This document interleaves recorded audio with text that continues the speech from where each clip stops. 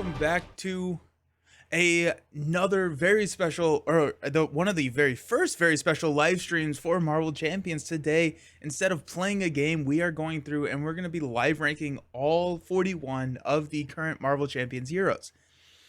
I'm excited. I realized that I didn't have a video like this. I have like a top 5 video. I have a top 5 champions, and then I'm doing like a power ranking through the hero spotlight videos, but I don't have anything that's like my favorite heroes.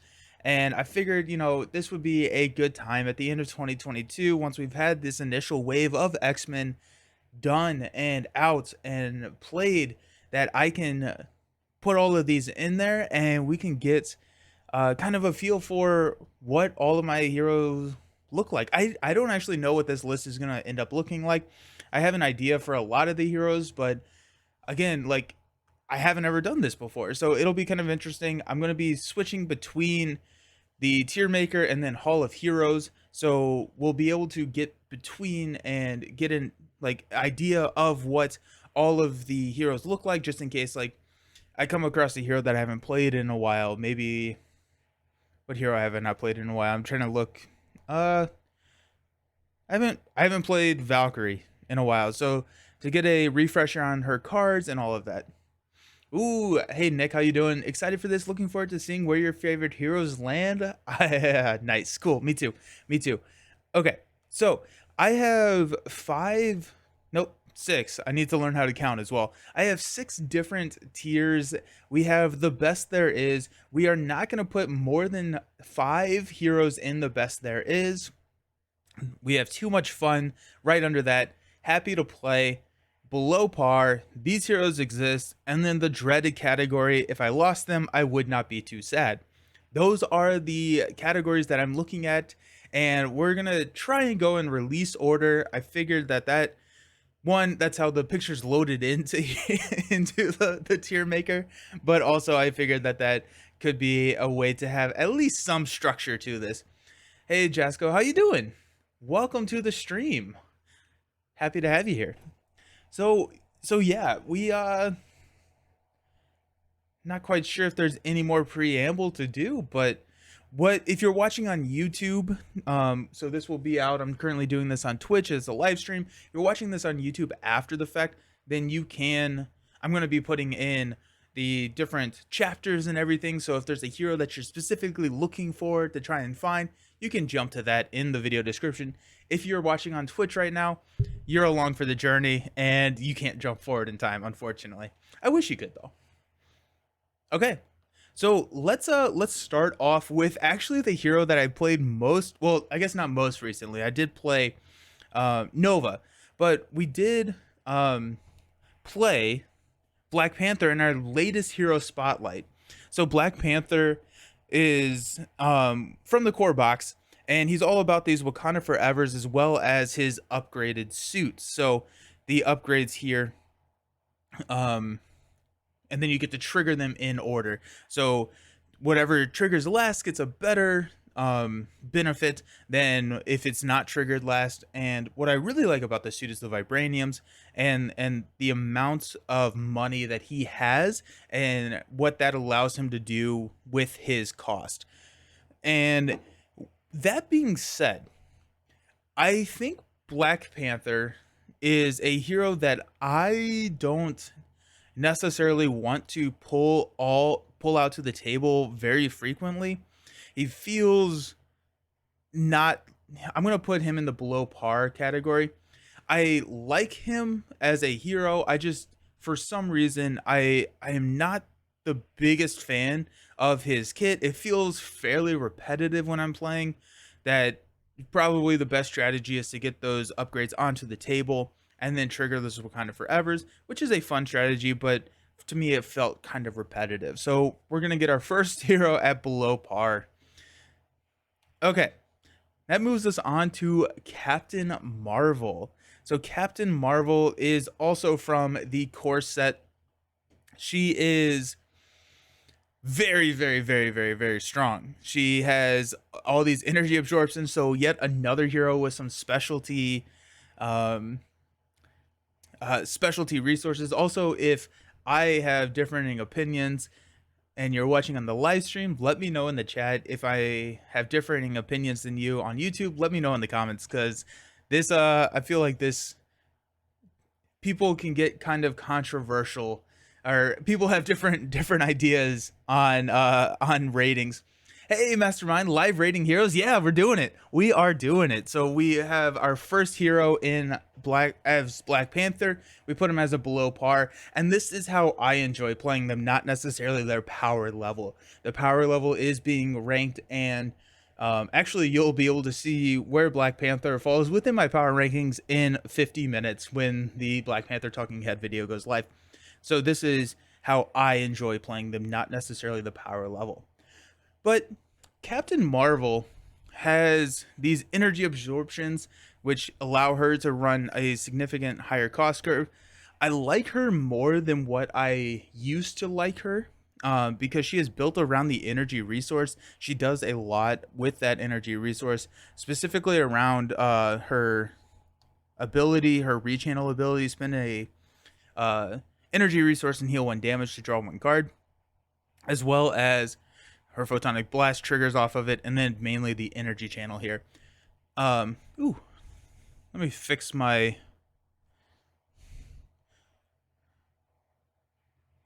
Haha. Now the chat is all within the screen where you can see it.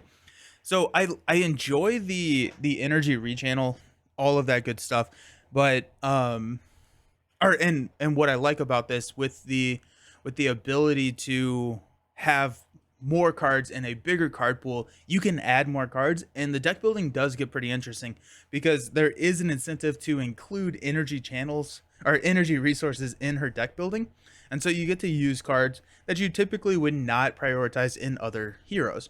And for that, I'm going to run her in the happy to play category, and probably more towards the higher end of that happy to play. So top is good, and then also left is good. So the further top to the left, whatever's sitting in this, the best there is, all the way to the left is the best hero, my favorite hero. And so we will be doing a ranking between inside each category as well. Okay, up next is She-Hulk. She-Hulk is a hero that I don't like. I don't like She-Hulk. I think she is bad. I don't enjoy playing her. And I know people do. I know people enjoy playing She-Hulk. I just am not the biggest fan of what she can do. And mainly, it's this. It's this card right here that I really don't like. Hey, Salsa, how's it going? Welcome to the chat. We're live ranking some heroes. Superhuman Strength. So Superhuman Strength, she gets +2 attack, and then after she attacks, you discard Superhuman Strength. I think that she would be significantly more fun if this says after She-Hulk makes a basic attack, then discard Superhuman Strength. You don't even have to have the stun the attacked enemy, because you get a, like, if you play an attack event, you lose this ability, and I don't like that. I wish that you could play off of cards like Smash the Problem and Quick Strike and everything, and make She-Hulk a little bit more interesting to deck build around. But this frustrates me so much. And then also just I find her flipping ability to not be super interesting. So She-Hulk is actually one that I am just not a fan of, and I'm excited. Isn't there an errata for? Oh, is there? There should be. That would make She-Hulk a little bit more interesting. Honestly, I think I would enjoy She-Hulk a little bit more if that was the case. But She-Hulk is going to be in here. If I lost them, I would not be too sad. Honestly, if She-Hulk was no longer in my box, I probably would not have an issue with that.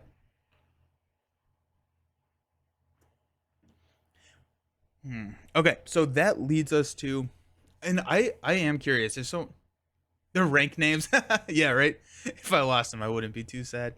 Yeah, you know. But if there is a errata, I will look for that after the video. But if someone finds that, let me know, because that makes She-Hulk's way more interesting, and I'm excited about that. Okay, moving on, we've got Tony Stark, Iron Man, proximal hero. Yeah, I like it. Tony Stark, Iron Man. Iron Man is a hero that is the hero that I personally think has gotten the biggest power boost since the core box, out of the core box heroes. I think Captain Marvel was always really strong, and I think that Tony is the one that's gotten a lot better because we've gotten a lot more of these tech upgrades, and that's what he's built around.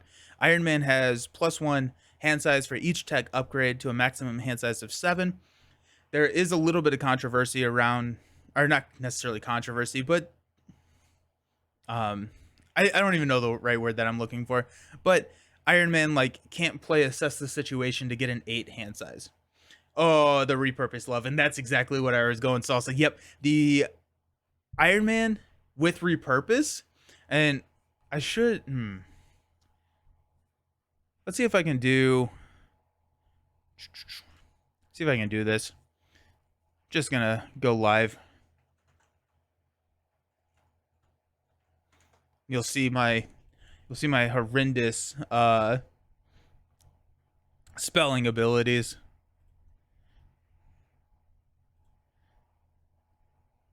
At least the Cerebro can find my spelling downsides and correct them.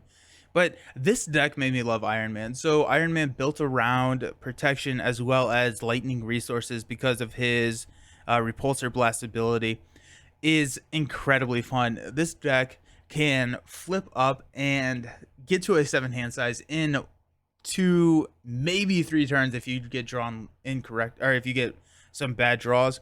This one does not even have repurpose in it, and that's what's kind of interesting. Is this was built around this was built before repurpose was a thing, and so repurpose says that you can discard a tech upgrade, choose one of your basic powers, and you get +X to that power when you still have or equal to the cost of the tech upgrade that you just discarded. You also get to ready, and so that gets dumb because this has 5,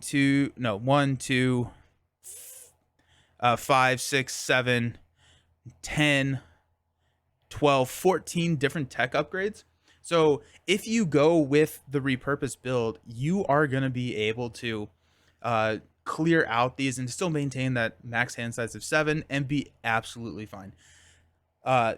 He was one when I first played him, I brutally lost because you cannot play him the exact same way. But Tony Stark is going to go in this too much fun category. I've had way too much fun, especially now that we have some gray tech upgrades. He can be a lot better in so many different aspects. His best aspect is, I think, in my opinion, protection, because we have a lot of tech upgrades in protection, as well as we have a lot of lightning resources or energy resources in protection, which he can trigger off of that repulsor blast on. I love me some Tony Stark. He's so much fun.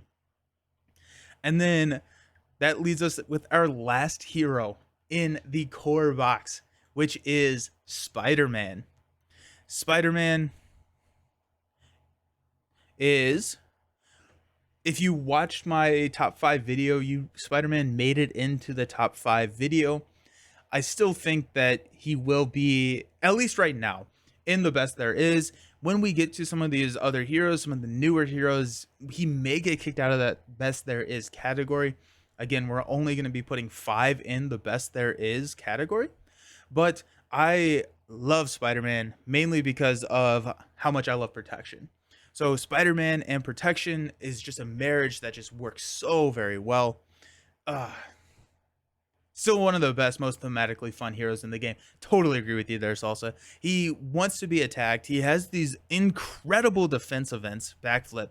His perfect defense build is so incredibly powerful and easy to build up, especially because he starts with that 3 defense ability. Whenever you play that backflip, the art is so rewarding. It is. And backflip with the 1.4 rules reference update, defense counts as you defending, which that's been around for a good while now. And that just made backflip just so much better because whenever you play backflip, you can trigger all of your uh, hard to ignores, which kind of helps with his thwarting issues. You can trigger all of the cards that you need to be defending in order to take on, and backflip is backflip's so good. Swinging web kick is a just a card that has made the cost curve, kind of set that cost curve right. 3 for 8 is very standard on a hero. Aunt May, I would consider would be overpowered.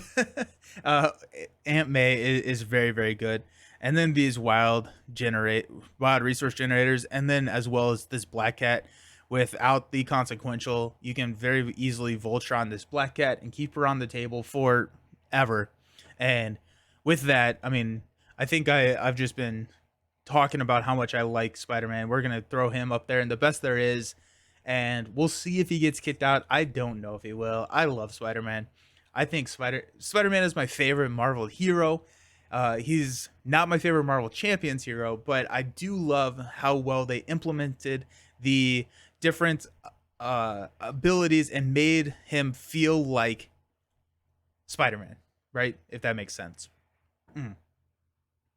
So good, so good. Okay, so that's the core box. We have a huge spread in the core box heroes, which I think is kind of fun. But he is no web warrior. That is true, Mastermind. That is very sad. Hey, Beast No, thank you for the resub 7-month anniversary and a ranking video. Love it. Hey, thank you for the subscribe for 7 months. That's crazy. That's awesome. Thank you. Yeah, he is not a web warrior, and that was you have Warrior of the Great Web. No. What is the card? What is the card that I am thinking of?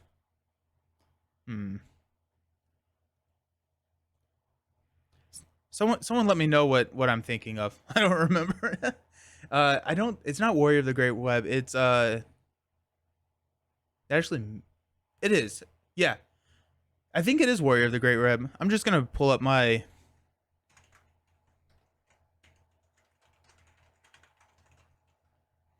Yeah, because it is. It is. Yep. So you can get him that Web Warrior trait, and that is a little sad that he does not have it. But I mean, I think Web Warrior was something that they did not necessarily think that they were going to be adding into the game until they did, 3 years later. But very sad. Okay, so core box, very very large spread all the way from top 5 to worst of the worst. We are here. Let's take a look at Captain America. Captain America is very very strong. Yeah, you can always make him an honorary web warrior. That's true. I have seen people that have house ruled or changed and just played with that. Beast No, we just say you consider him a web warrior because he is. No, and that's fair. Totally get it. Totally get it. Makes a lot of sense. Yeah, so Cap. Cap is very strong, as he should be, right? It feels like Cap is one of those heroes that they could not mess up, right? They needed a very strong hero because Cap is going to be one of those that everyone wants to pick up, everyone wants to play because he is just beloved by so many different people in just like the Marvel world. He's a great Sunlock hero. Yes, also he can be incredible. He works so very well in all of the aspects. He's just incredible. His I can do this all day ability makes him a very viable defender. He makes it because I'm thinking solo here, right? Because then you can stand up and then do things on your next turn. Cap makes life easy. That is so very true. He's got these Fearless Determination cards, which effectively means he's playing with a 38 card deck, which is incredibly powerful. The Heroic Strike with the stuns. He's got an incredible economy with the Super Soldier Serum. He's got a 3 defense. Cap is a lot of fun. I enjoy Cap. I would say he's too much fun. I don't like him as much as Iron Man, especially now that we have a lot of tech upgrades, and Iron Man has gotten so much better. But I love playing Cap, even though how strong he is. Sometimes I like to shy away from playing the super S tier heroes just because I don't get as much, or I don't know. I like the mid range heroes a little bit more than like the super S tier heroes, but Cap just makes it so much fun. Hey, boards on tables. Cap is just solid. Love him or hate him, I think his design was well done. Like Spot, yeah, yes, he feels like Captain America. He can do this all day. He gets multiple activations. He has the ability to, what's his helmet? I never play it, but when Captain would be defeated, set his hit points to 1 instead, then discard this card. His alter ego ability, allowing you to reduce the first or the cost of each or the first cost of each ally you play by 1. It feels so Steve Rogers, feels so Cap. They nailed him on both theme and abilities here. Totally agree. He's got a resource generator. Yeah, he's so good. These hero rankings take a bit longer than they used to. There's so many. There's true. There are 41. There are 41. He is great. He is great, Mastermind. Yeah. Oh, he's so much fun. Oh, okay. Okay. Up next, we have Miss Marvel. So that's not actually, I'm just going by the release date on Hall of Heroes, not necessarily here, but we're going to go Miss Marvel over here. And then I think Spider-Woman and Hawkeye fall right about in there. 41 comments, great Twitch content. Yep. Okay. Miss Marvel. Okay. So Miss Marvel is a hero that I didn't understand, and I did not know how to play her. We went through the hero spotlight. I watched a couple of videos. Steve from Play the Game, who was Beat the Game when I was watching the video, is a very, very excellent Miss Marvel player. And her deck building potential is just incredible. So her 1/1/1 stat line should not dissuade you too much, because she is not ever really supposed to be using this as a basic activation. She's using her Morphogenics ability. So after you play an attack, thwart, or defense event, you can exhaust Miss Marvel, pull it back to your hand. That wiggle room is just pulling wiggle room back, playing wiggle room twice is so very much fun.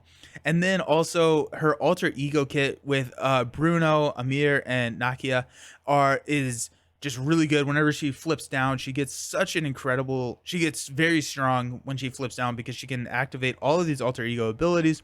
And then also Embiggen and Shrink is probably the biggest part of her kit, where she can increase attack events by 2 or increase thwart events by 2, making her just a very, very versatile hero. She was one of the heroes that I hated. Played a little bit more. I think she has a fairly high learning curve. That is one of the issues with Miss Marvel, I think. But with Miss Marvel, hey Salsa, you skipped a month. Oh, no worries. Thank you for the sub. I appreciate it. Thank you so very much. But when I made my top 5, I had not played Miss Marvel enough. I had not understood Miss Marvel enough. She makes that top 5 now. I love playing Miss Marvel. She is so incredibly fun. I like her more than Spider-Man. We're going to drop her in as the best there is at the very top of the list right now. I don't think she will stay there. I think there are heroes I enjoy more than Miss Marvel, but I love Miss Marvel. The deck building potential, the play style is so incredibly unique and so interesting. Love Miss Marvel. Spider-Woman is not talked about enough. Such a fun hero. Excited to see where you put her. Oh, we're going to talk about Spider-Woman. Boards on table. Miss Marvel got a huge boost with the new champions, heroes, and support cards and allies. Yeah, that is true. She's a champion. So she can recur, go for champions. She can do all of that bonkers stuff. Oh. A friend of mine showed me how strong Miss Marvel can be. Yeah, she can be incredibly good.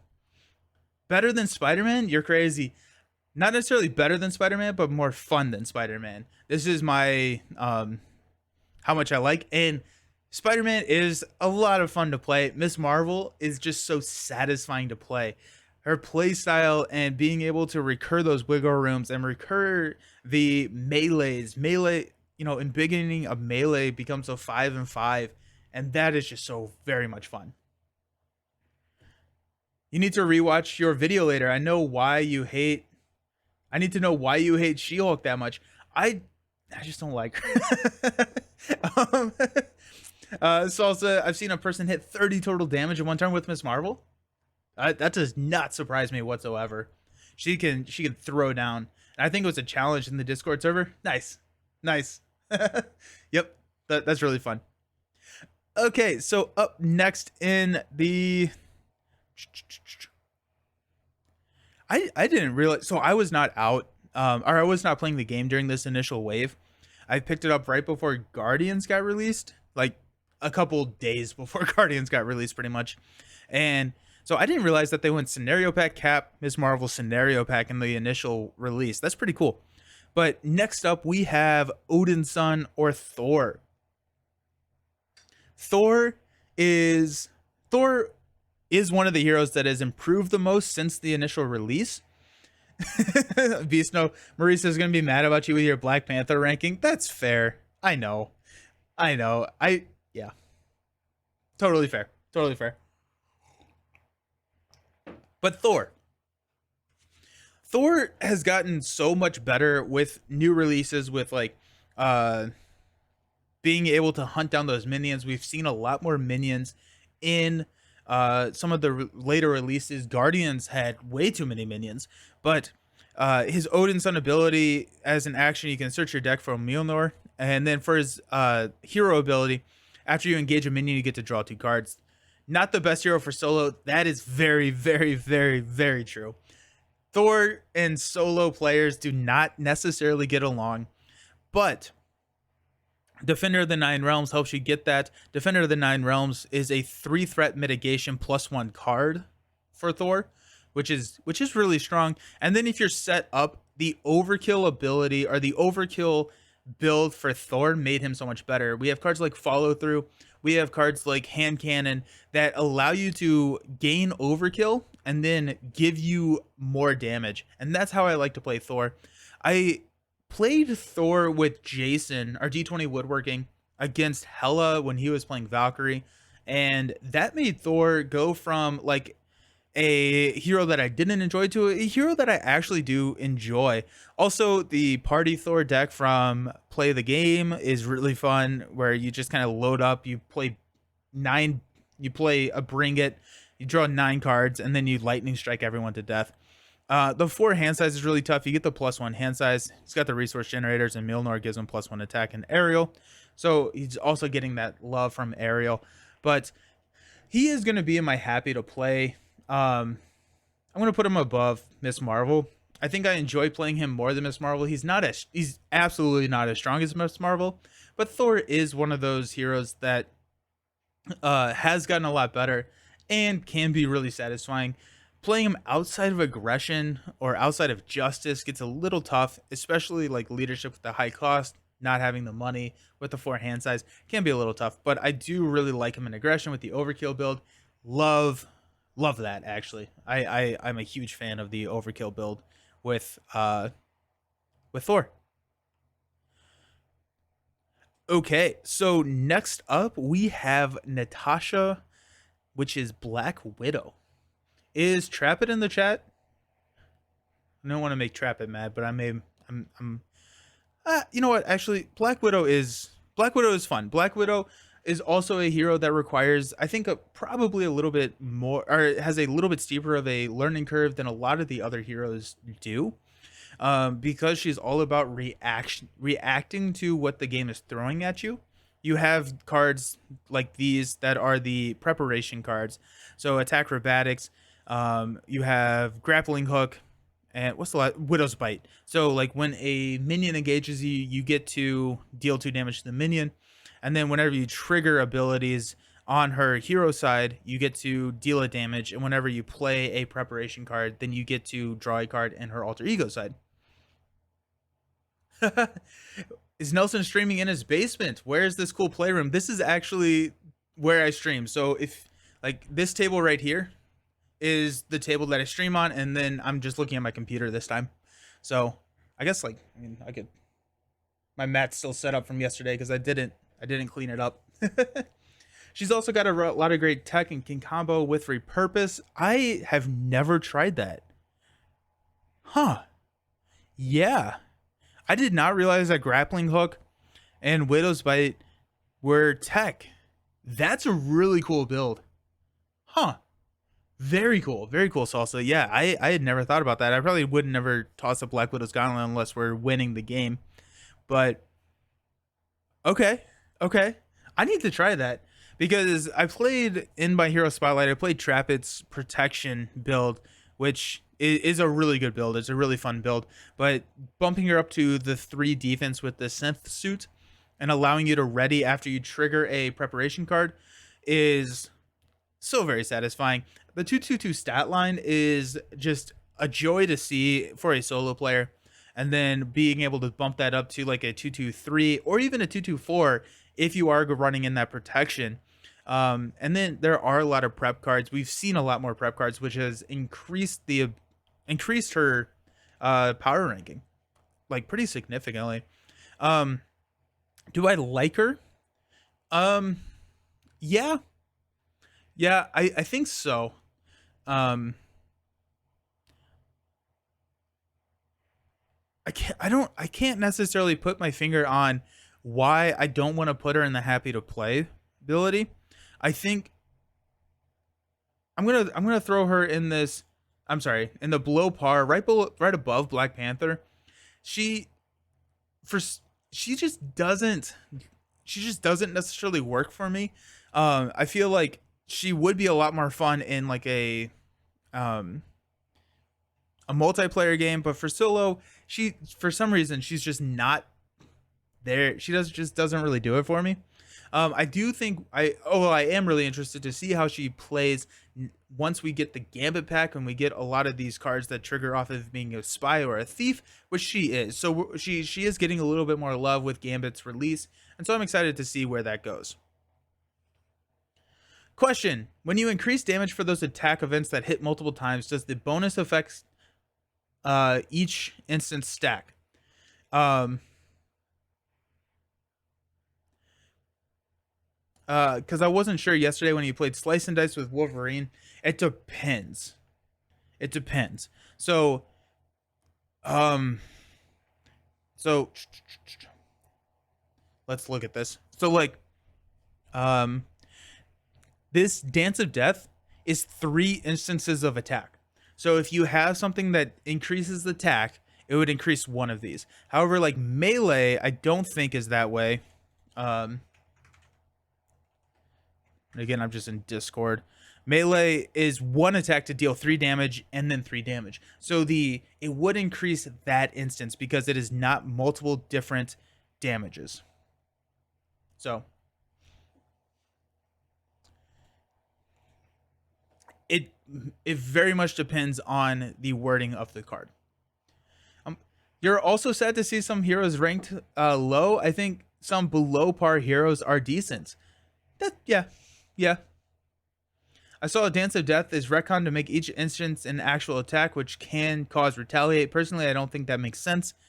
So it does say make the following 3 attacks in order. So I'm not quite sure why they worded it that way. Maybe, I mean, it's a 3 for 6 to 1 target, but it's also really nice to be able to spread that out.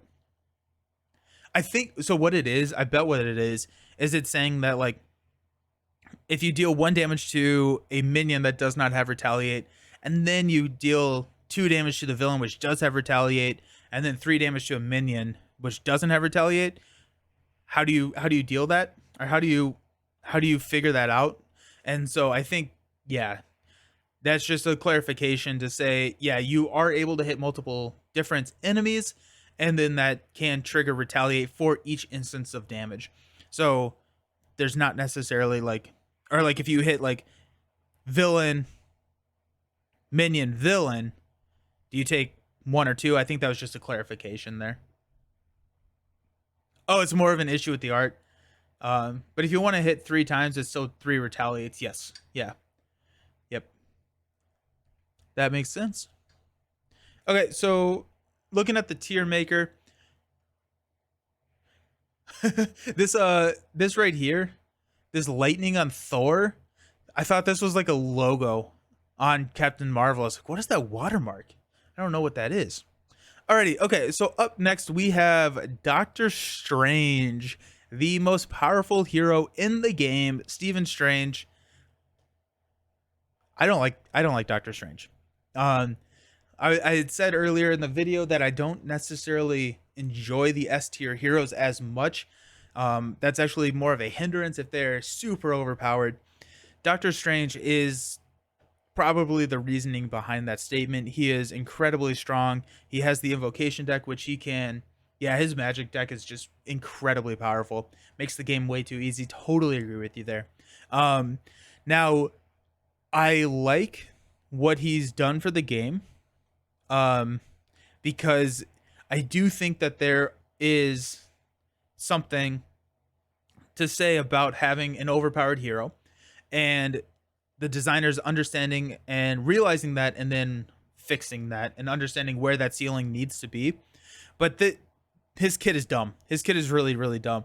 To being Winds of Watum, drawing 3 cards, being able to double that up with Master of the Mystic Arts.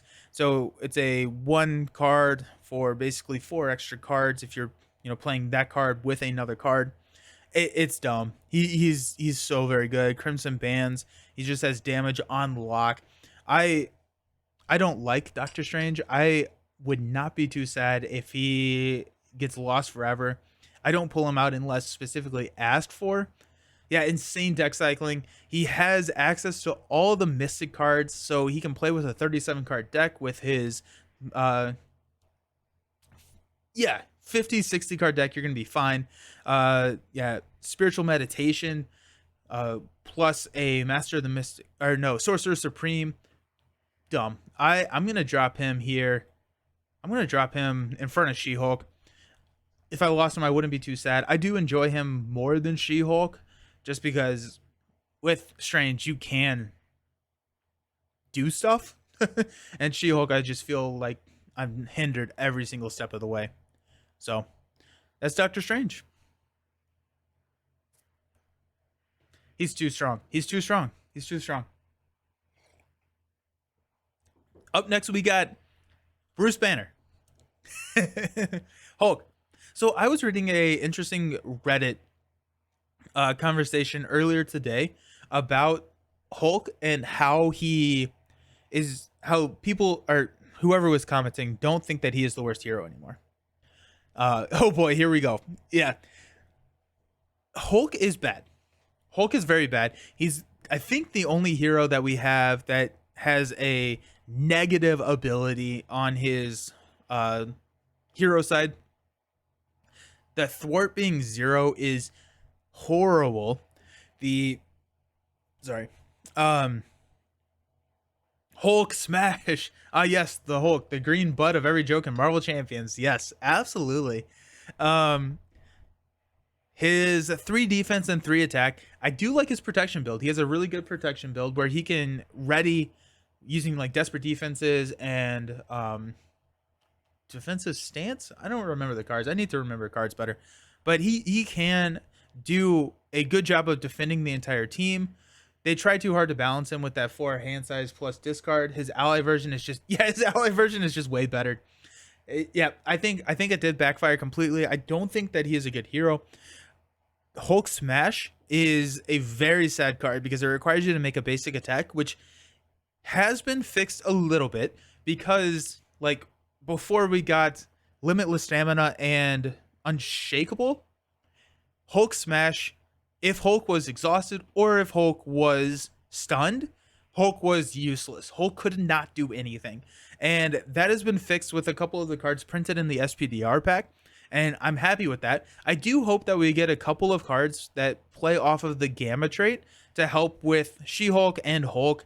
And then if they ever release a Brawn pack, which I think we probably have passed that. I feel like he would have been released in the Champions Wave.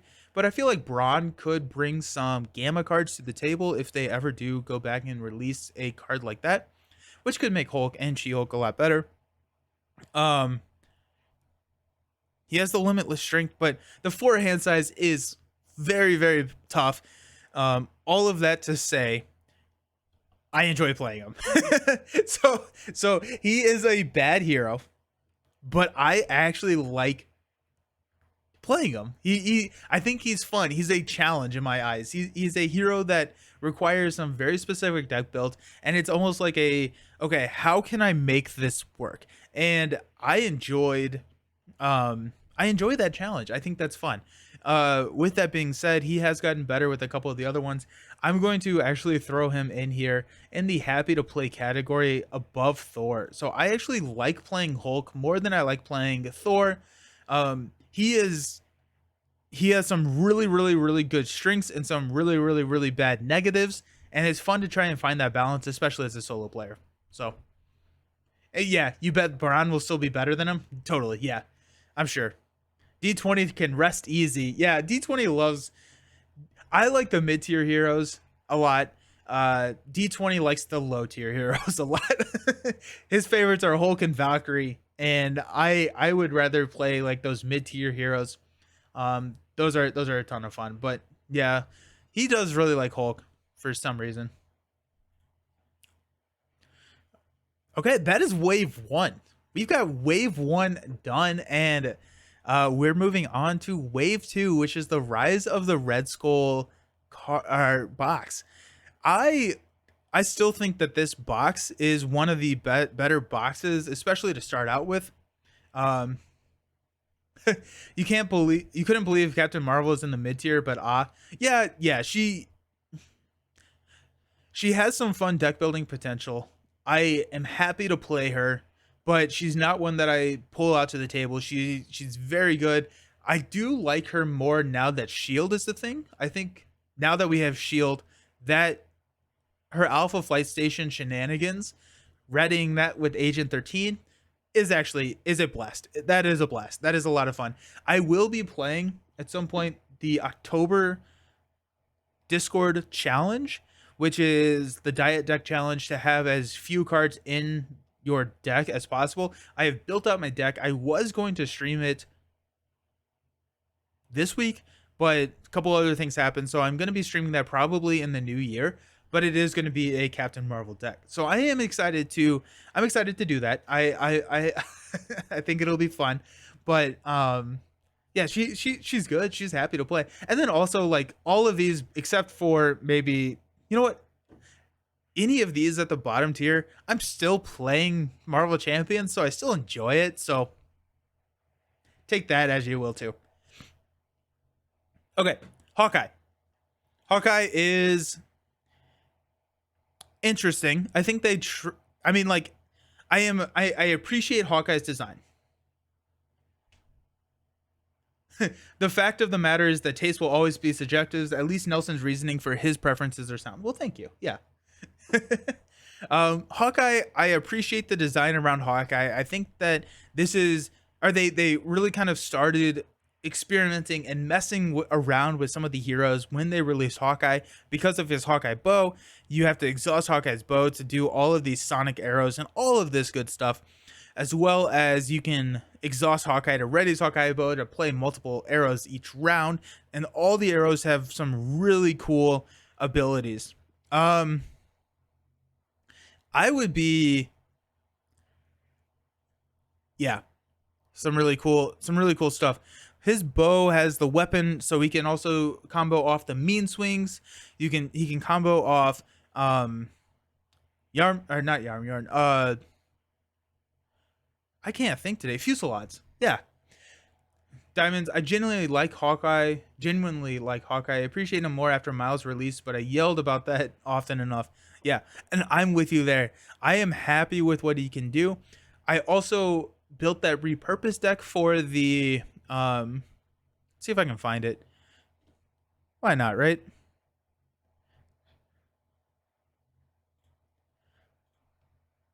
Let's go Hawkeye. Yeah. Hawkeye protection, but not like real protection.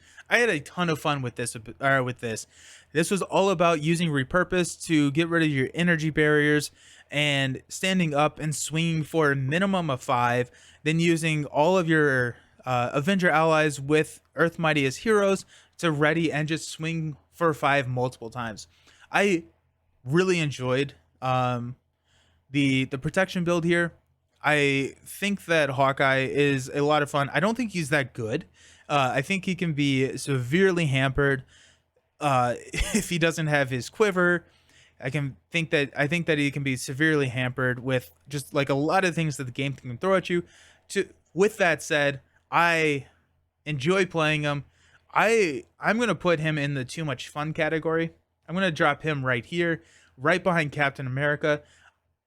I like playing him. Again, he is similar to Hulk, in the sense that a lot of people said that he wasn't, the best hero that came out. He wasn't the strongest hero. And I think when I heard that, I was like, hey, this is another challenge. And so I appreciated that significantly. I like him more than Hulk because he can actually, or he's a little bit easier to solve, and he has a little bit more flexibility, especially in that solo play setting that Hawkeye is in that too much fun category. Before my hero spotlight, Hawkeye would have been in the these heroes exist category, and that's why I appreciate and I'm very happy that I am going back and playing all of these heroes again and revisiting them with the current card pools and everything. So, Hawkeye in the too much fun category. That takes us to his counterpart, which is Jessica Drew.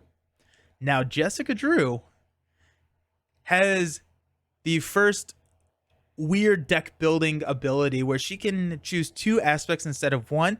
You have to include an equal number of cards from each one of those aspects when building her deck. Mastermind really likes her. I love her. I really like her as well.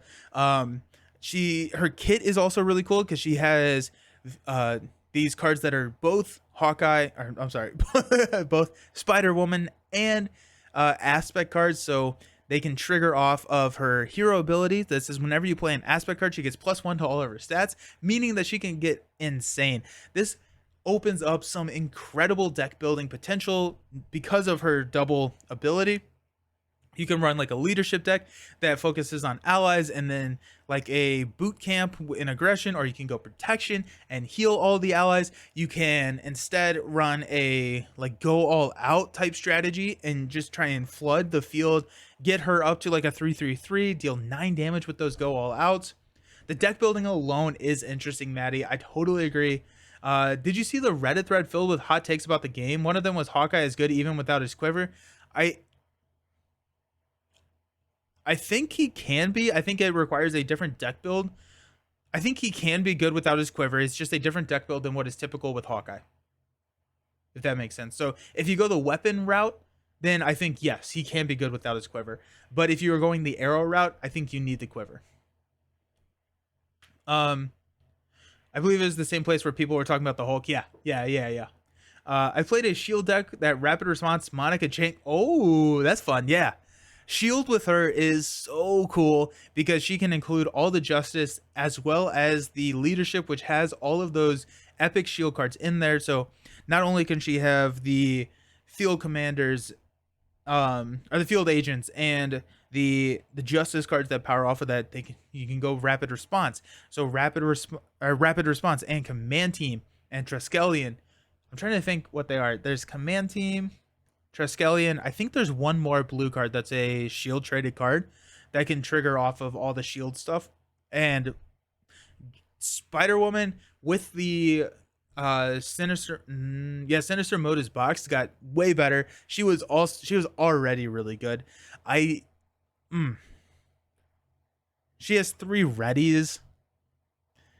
She's so good. She is so good. She needs 2 combat trainings for some. No, I'm just kidding. But in her precon, she got the 2 combat training. Well, there's one with a quadruple aspect. Oh wait, I wish they did one more hero with double aspect with Salsa.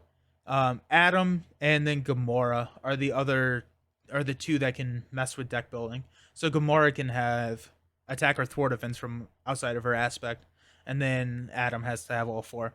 But I agree with you. I love the heroes that mess with the deck building, and I think that I would be happy to see more of those. Uh, Jessica is gonna go in here right in front of Captain America. She is too much fun. I love deck building for her. The options are endless. She is just so much fun to deck build for and to play that she is gonna go in that too much fun category. Um, Turns out I really like this game, and so we're probably going to tend towards the higher, the too much fun or the happy to play, but we'll see. Okay, so that was the Rise of Red Skull box, meaning that we get to dive into Cycle 2, which starts us off with Scott Lang as Ant-Man. So Ant-Man is another hero that is fairly unique, and I guess like there's also Wasp, right? Where he can flip. He has his alter ego, his tiny form, and then his card unfolds into the giant form Ant-Man, which when I saw that, my first thought was like, how the heck am I gonna sleeve this? But also I just really liked him. I just thought that was really cool. Ant-Man's a very powerful hero. Um Maddie, the moment I opened his hero card to large form, my mind literally exploded. Right?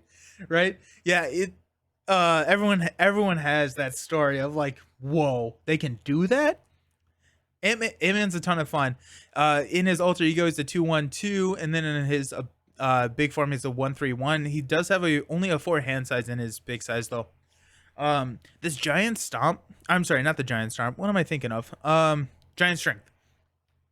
After you change to giant hero form, you get +1 attack until the end of this turn. This gets dumb. You can spam this along with like, so you get 2 of these. That takes them up to a 5 attack whenever you flip in there. If you have multiple resizes, you can go up to a 7. Combat training takes you up to like a 8, and then at that point, I don't know. It's just kind of insane. I do like the fact that you can, or you have the ability to build into each one of these differently. So like the army of ants, which triggers when he's in his tiny form, versus like giant stomps and all of this stuff when he's in his big form. I think that's really cool. Ant-Man is very powerful. I have done a hero spotlight on him, and I'm happy to play him. He has all of the really cool stuff where he's able to flip back and forth in between his forms and makes those cards like Lay Down the Law and Surprise Attack and Moxie so much better because he does not have to draw them when he's in alter ego. That's the problem with a lot of those cards, is you have to draw them when you are in alter ego so you can flip up and trigger the hero response. If you draw them when you're in hero, you don't get 2 flips a turn, so you're kind of out of luck at that point. And so he opens up a lot of really cool deck building. I'm happy to play him. I'm going to put him in front of Thor. I'm going to put him in front of Hulk. I like him more than Hulk. Really cool, really unique hero that just very solid. Honestly, Army of Ants can resemble a horror movie when the ants just crawl over someone and eat them alive. Isn't that the truth? Yeah, once you have 3 Army of Ants on the table, and that's just a 3 passive damage each turn, that's just really cool. And I love Hive Mind. So let's just switch back over here. Hive Mind, remove 2 threat from a scheme, remove 1 additional threat from that scheme for each Army of Ants you control. And so he has cards that trigger off of his Army of Ants ability. Just really cool. Ant-Man's helmet is probably critical to his kit. Like you probably need that card, or need this. And so that would be a downside to Ant-Man, is that he has a card that requires him to kind of be that full, or be full potential, but I think he's playable even without that helmet. But yeah, so happy to play him. Love Ant-Man. Which brings us to Wasp. And I don't think Josh is on, which is good because I can survive a little bit longer. Pay 4 for a helmet that he's already wearing. Yeah, Maddie. So true. Wasp. So yeah, I have. If Josh watches this video, no one tell him, but I don't think he's on the live stream. So hopefully he'll still be my friend. I don't like Wasp. I know that there are ways to like Wasp. I just like have not figured that out yet. Josh loves Wasp. Or Get Up in Game loves Wasp. Um, the I will say the girl ability, Mastermind. Josh, yeah, Josh turning in his grave. Yeah. He also loves Star Lord. Um, yeah, Star Lord. Yeah, we'll talk about Star Lord here in a second. The girl ability is really cool. The girl ability opens up a lot of some like really cool deck building. And so with that, I do like her alter ego, and that's basically where my like for her stops. Um, I know that you need to build her into a a strategy that kind of leans into either small or large form, and she's not the flipper hero that Ant-Man is. I don't know. I just don't know. I'm not the biggest. I'm just not the biggest fan of Wasp. Um, I have not done a hero spotlight, so maybe we'll see more, and we'll get to see more with Wasp with the hero spotlight. I will say that I do like her protection build. The mental resource allows you to shuffle it back in multiple man, which is dumb and a lot of fun. But you can go multiple man. Also, I think the overkill build is pretty cool. Uh, Wasp made you realize how important resize is. Resize literally is the linchpin to take advantage of both farms. Yeah, yeah. And yeah, Wasp doesn't have that. This large size, you can divide your thwart and attack up however you see fit, which is pretty cool. So if you run So like if you run a overkill build with follow throughs and you're over to overkill multiple minions, that's a cool build. That's a fun build. That's what I would be doing for my aggression hero spotlight. But right now, Wasp for me is I just don't enjoy her playstyle that much.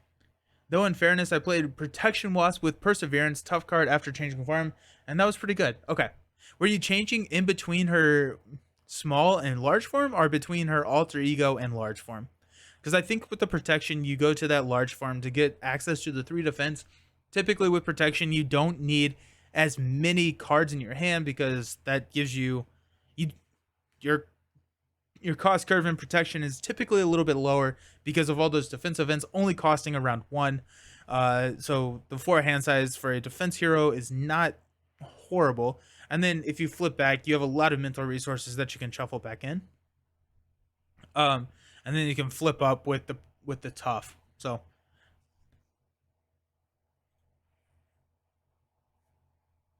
this should not be a +1 or a 4 cost ally. +1 thwart. I don't know. Yep. Anyways, so we're gonna throw Wasp in the below. We're gonna throw her in the these heroes exist. See, she's in the game. I think I would be sad if I lost her just because I do think there is some interesting deck building that can happen, but I don't know. She's not my hero. Not my hero. But this wave was not a total loss because we have Pietro, Quicksilver, which if you saw my top 5 heroes, you know that Quicksilver is, or at least was, my favorite hero. Nathan Germany followed me 12 minutes ago and I did not get that notification. Thank you so very much for the follow, Nathan. Quicksilver, I love Quicksilver. Quicksilver is all about readying. After he uses a basic activation, once per phase, he can ready. So that allows you to defend multiple times. That allows you to defend and be ready going into your hero form. If you're playing in like in a solo game, Pietro is so much fun, and he just gets better and better, right? So if he has a bit, or he has cards in his kit that bump his stat line up to a 2/2/2, and then also whatever aspect you're running him in. If you're running him in Justice, you can go 3/2/2 2 3 2, or in a protection a 2 2 3.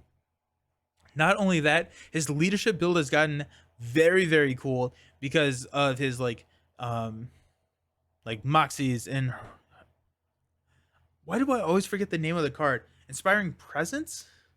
I don't know. Whatever that is. Mastermind, he's so much fun to play and he can deal a lot of damage. He can because he has these readies. He has 4 readies in his deck. He has these double time, or I'm sorry, the maximum velocities, which give him +2 thwart, +2 attack, and +2 defense until the end of the round. And so, if you are running aggression, you have this attack up to a 3. You play a maximum velocity to take it up to a 5. He can attack, ready, attack, always be running attack again for 15 damage. Incredibly strong. That alone probably would bump him into the best there is category. But this card right here, Friction Resistance, is a masterpiece of a card. This card is so good. So after you ready Quicksilver, you get to ready this card, and as a resource, you get to exhaust Friction Resistance to generate a physical resource. You can add any of the training upgrades and buff his stats. Fluid Motion isn't. I have not tried a Fluid Motion build with him. That's cool. Maddie, the first ever basic build stacking Tenacity, Civic Duty, Adrenaline. Yeah. Yes. Yes, he's so much fun. He's so cool. Friction Resistance is dumb. Friction Resistance is the best resource generator in the game, in my opinion, because of how many times he can ready and just his cost gets. He doesn't care about money late game because he just generates so much of it. The Friction Resistance also combos really well with Yarmyorn. And so that's after you attack, you can spend a physical resource to deal 2 damage to an enemy. And that right there, that combo is just so much fun. Hey Beast Snow, you missed Spider-Woman, stupid work. No, I'm sorry. She made it into the too much fun category. She is a blast to play. Love Quicksilver. Yeah, Quicksilver, so good. So freaking cool. Also with these maximum velocity, you get +2 to all of your stats, bringing them up to probably, once you're built out, a 4/4/4, making a go all out. The go all out card. Let's just see, go all out. Yep. So exhaust your hero, deal damage equal to the total of your hero's thwart, attack, and defense values. So you can attack, deal 4 damage, then you get to ready, play go all out, deal 12 damage for a cost of 2. Incredible. Quicksilver is a mutant. This is a hill you will die on. Yes, Maddie. That would be interesting. I don't think that we will probably ever get reprints of heroes.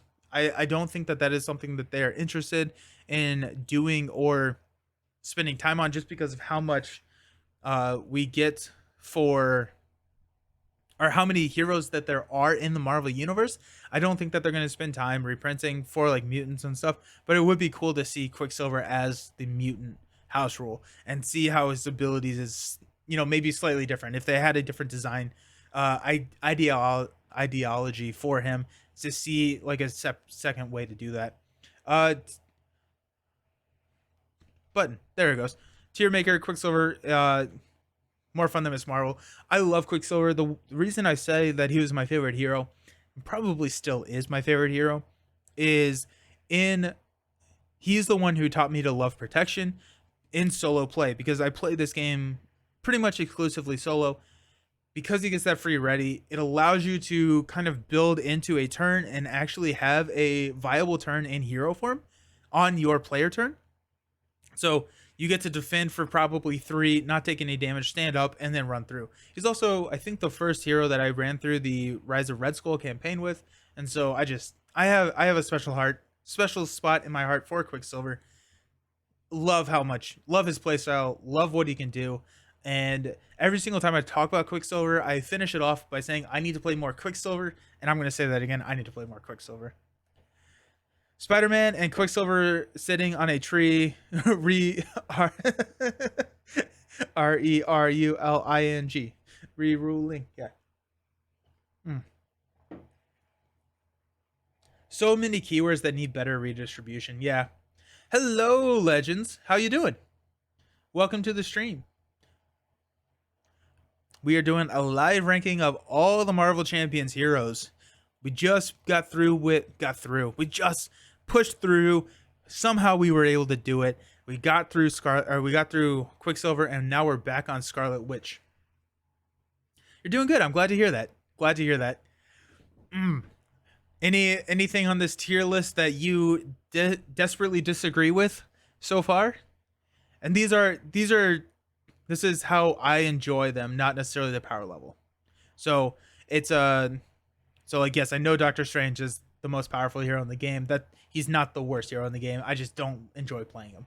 So I'm curious. Also, people who are coming in are people who are seeing the tier list, and if I've already passed a hero, yell at me or congratulate or like agree with me with some of these hero rankings, because that's always fun. My friend would definitely put Spider-Man on the top. Spider-Man is so good. Spider-Man's so much fun to play. Can we have the link for that tier list for future reference? You absolutely can. Just I will figure out how to generate that link. I assume, save or download. Yeah, absolutely. We definitely can. I also think I can share the template with you. So if other people want to do their own tier list, more than welcome to use the template.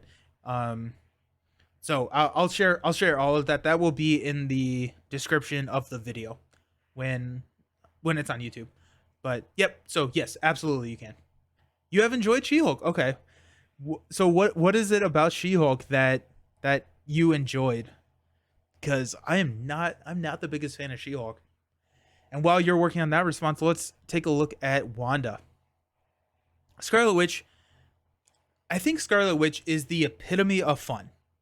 Right? She is the push your luck type hero, where she is all about manipulating the boost icons and also a little bit of push your luck with chaos magic and just running through that encounter deck, throwing acceleration icons on the main scheme, which can be a huge detriment. Her alter ego ability as well as her hero ability are just so cool. Whenever you account boost icons on an encounter card, you can instead discard it and do a new one. Her crest allows you to increase or decrease the boost icons on a card. And then her Hex Bolt. Her Hex Bolt is one of the more fun cards in the game, I think. So you discard the top 3 cards of the encounter deck, and based off of what boost icons they have on that card is what you get to do. And so that can be manipulated with the crest that just has so much cool stuff. And then this chaos magic card is just so cool. The chaos magic card, you can pay a cost from your hand and just discard cards from the encounter deck equal to that card's printed cost. And really, really cool stuff. She can get, an Avengers mansion on the table. And the best way to get rid of Shadows of the Past, that's very true. You can toss Shadows of the Past with Scarlet Witch. Every time I see someone play Scarlet Witch abilities, I yell Wild Magic, yes. She is fun. She is a lot of fun. She's also very powerful. Powerful molecular decay is at the very minimum a 5 or a 3 for 6 damage. But probably, I always typically assume that the boost card is 2, so it's probably a 3 for 9. If you have your crest, you can bump that up to a 3 for 10 damage. Her damage output is incredibly strong, and yeah, she's a blast to play. So let's hop back over to the tier maker. We're gonna throw her in the too much fun category. I'm gonna put her in front of Iron Man. Oh yeah, in front of Iron Man. I enjoy playing her so very much. It was really fun to play her against Sandman, which is a really cool matchup. If you have not tried that matchup, I think you would enjoy that, because it takes that risk or reward to a whole nother level. Because when Sandman's deck runs out, you deal damage to the first player, because whenever you place an acceleration icon on the main scheme, and so you really have to rein in your love of those Hex Bolts with Sandman, and that is just it's a blast. It's a blast. It's absolutely fun. Legends, I like to flip her to attack and prevent of a threat, but I've only played 3 to 4 heroes before. Gotcha. Yeah. Okay. Yes. Yeah. Um, there are there are just things in She-Hulk's kit that I don't necessarily enjoy or agree with, and that's why she's in the. If I lost him, I wouldn't be too sad. Another reason I want to thank Scarlet Witch, she is responsible for the one, the only, the meme Within. Yes, yes, that is so true. The Wiccan or the Within ability or um ally.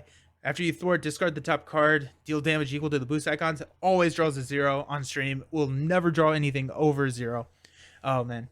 Designed by Boggs, he also did Miss Marvel and Ironheart. Boggs is really good. Boggs knows what they're doing. So guess why? So guess why they're always at the top. Yep, very true. Okay, so we are about to dive into Galaxy's Most Wanted. I'm going to go to a be right back screen just really quick to go get some more coffee. I will be there. I'll be back in just 2 minutes. Alrighty. Okay, cool. Back. More coffee. Cheers, everyone. Beast Snow has not played Ironheart yet, but I've heard good things. Ironheart is a ton of fun. Ironheart is very, very, very strong. She is a lot of fun. Yep. There you go. Coffee. Legends. Playing Marvel Snap and Marvel United this year. Also play some Marvel Legendary this year as well. Was thinking of playing the board game Marvel Champions of the Battle Realm.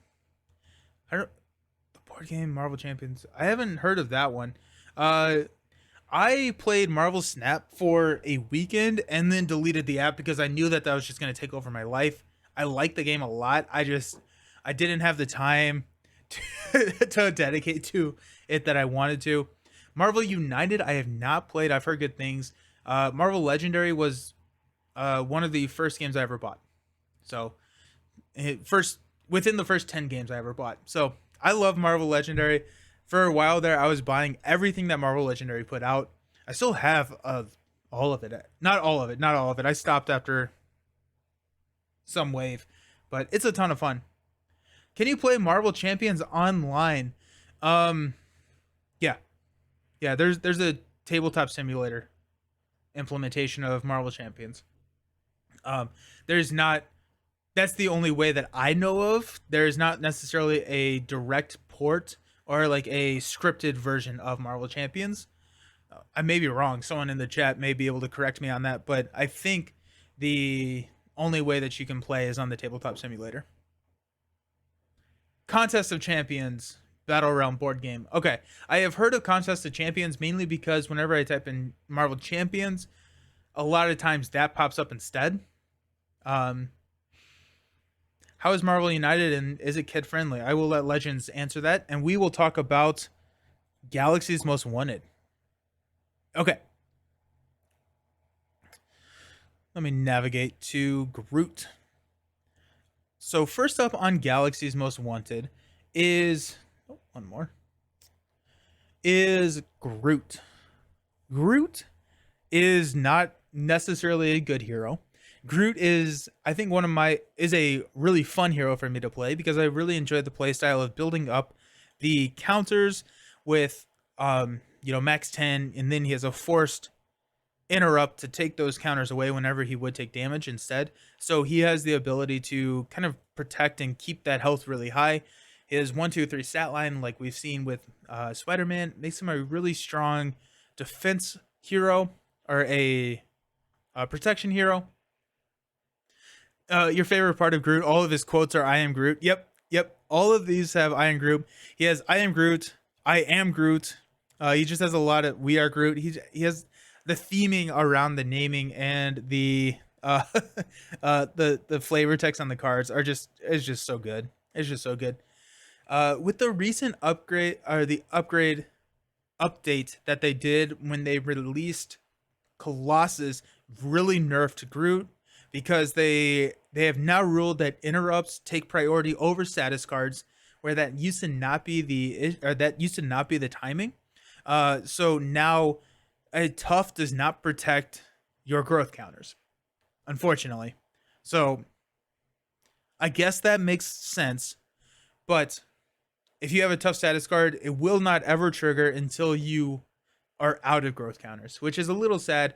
But I see why they do it. The I like flipping. Or to be successful with Groot, you probably need to be flipping every single turn. Um, and that kind of forces you into a protection build. I'm sorry, not a protection build. I just saw protection cards. It kind of forces you into a justice build, which can be really strong, at least for solo. And then the protection build is my favorite way to play him. He used to be, I think he was in my top 5 when I did my initial video. He has fallen off just because I do feel like um his playstyle feels very, very similar every single game I play with him. So with that being said, he's actually dropped off fairly significantly for me. I'm still gonna put him in the too much fun. He's not anywhere close to the best there is. I'm gonna drop him right behind Captain America. I love Groot as a character, like in the Marvel Cinematic Universe and the comic books and all of that. I love Groot. In Champions, he just continues to fall off for me as we get more interesting heroes. And I am falling behind on chat. Marvel United base game is kid friendly. I think the expansions make the game better though. Maddie, my favorite part. Yep. What age would you say it's safe for? 8 to 10-year-old would be able to play it. There's only a few icons you need to learn, which makes it easier, as well as being cooperative. Kids think they could play it easier with an adult knowing the rules. Nice. Maddie, if you ever play Groot, I'm going to challenge yourself to keep saying "I am Groot" all game in front of teammates. You definitely should. And then "We are Groot" when you win. That's great. That's great.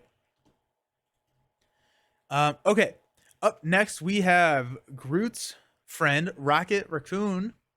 You've been trying something for your daughter to play, but she's only 2. Yeah, Marvel United probably is a little bit higher than that. So I did just talk about. Yesterday I interviewed Justin, who is the chief creative officer for Fireside Games.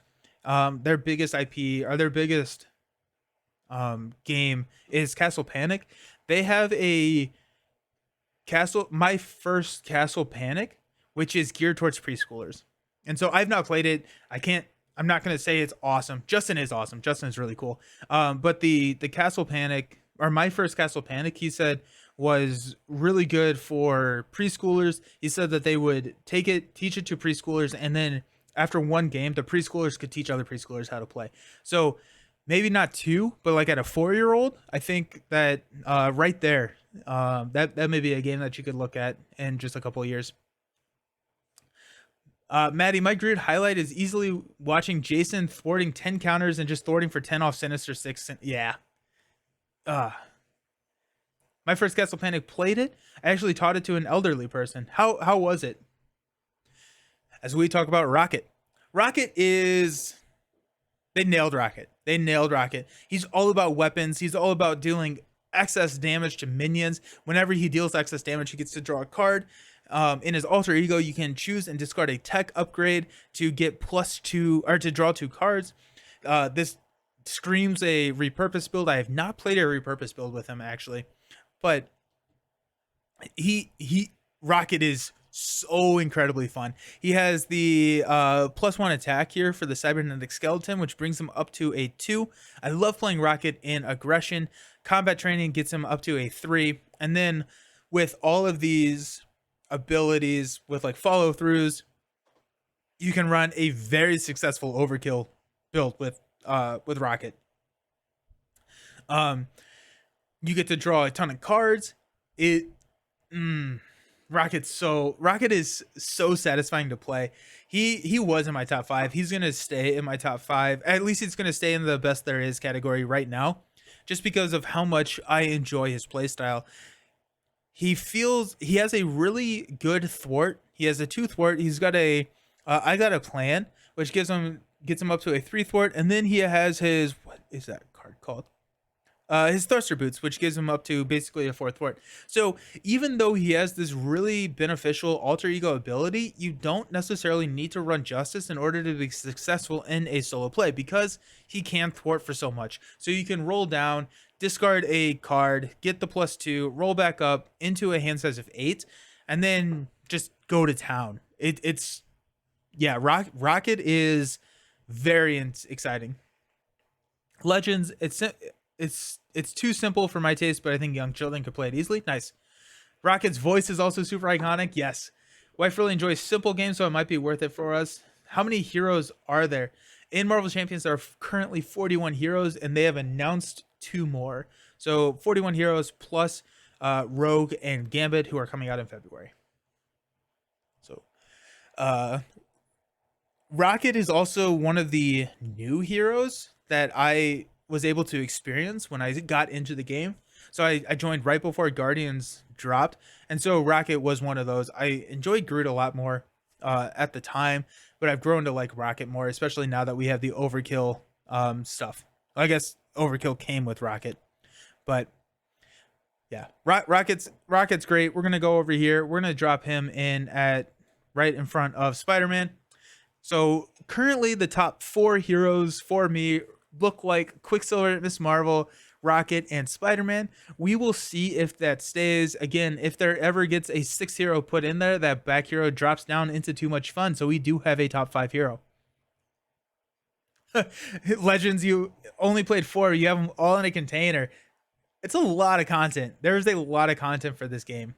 The only big problem with Rocket and Groot is that they came in Galaxy's Most Wanted. There were hero packs that buy them in an instant. That is a issue. Yeah, I dissuade people from buying Galaxy's Most Wanted. I think they cranked the difficulty up. At the time, people were complaining about how easy the game was, and they fixed that with Galaxies. To a point where I think it's a little bit unfun. I don't like Collector 1. I think Collector 1 is the worst scenario in the game. As a solo player. Probably as multiple players as well. I've never played that. I may have played it with Jason, actually, with more than one player. I don't like Collector. Ronin, I've enjoyed more. But I mean, Ronin is always the one that people go to as like the hardest villain, and I agree with that. I think he is probably the hardest villain, but I don't like the challenge that he provides. I have started to enjoy the challenge that he provides more, but I mean, Collector 1 is just, I don't think Collector 1 is a fun scenario. Collector 2 is a little bit better. Drang is okay. I don't like Nebula. Nebula just surges you to death, and that's no fun. So, I mean, yeah. The only reason, if I was doing it again, the only reason I would buy Galaxies is 1, I'm a completionist, and 2, for Rocket and Groot. Hey, Canadian Mustache, how you doing? Welcome to the stream. Same thing. This is your last expansion pending. Yep. I would say just like hang out and wait for it to come on sale sometime. I've seen it on sale for like 20 something bucks. I think at that point you right, you're spending $17 for a hero pack these days. And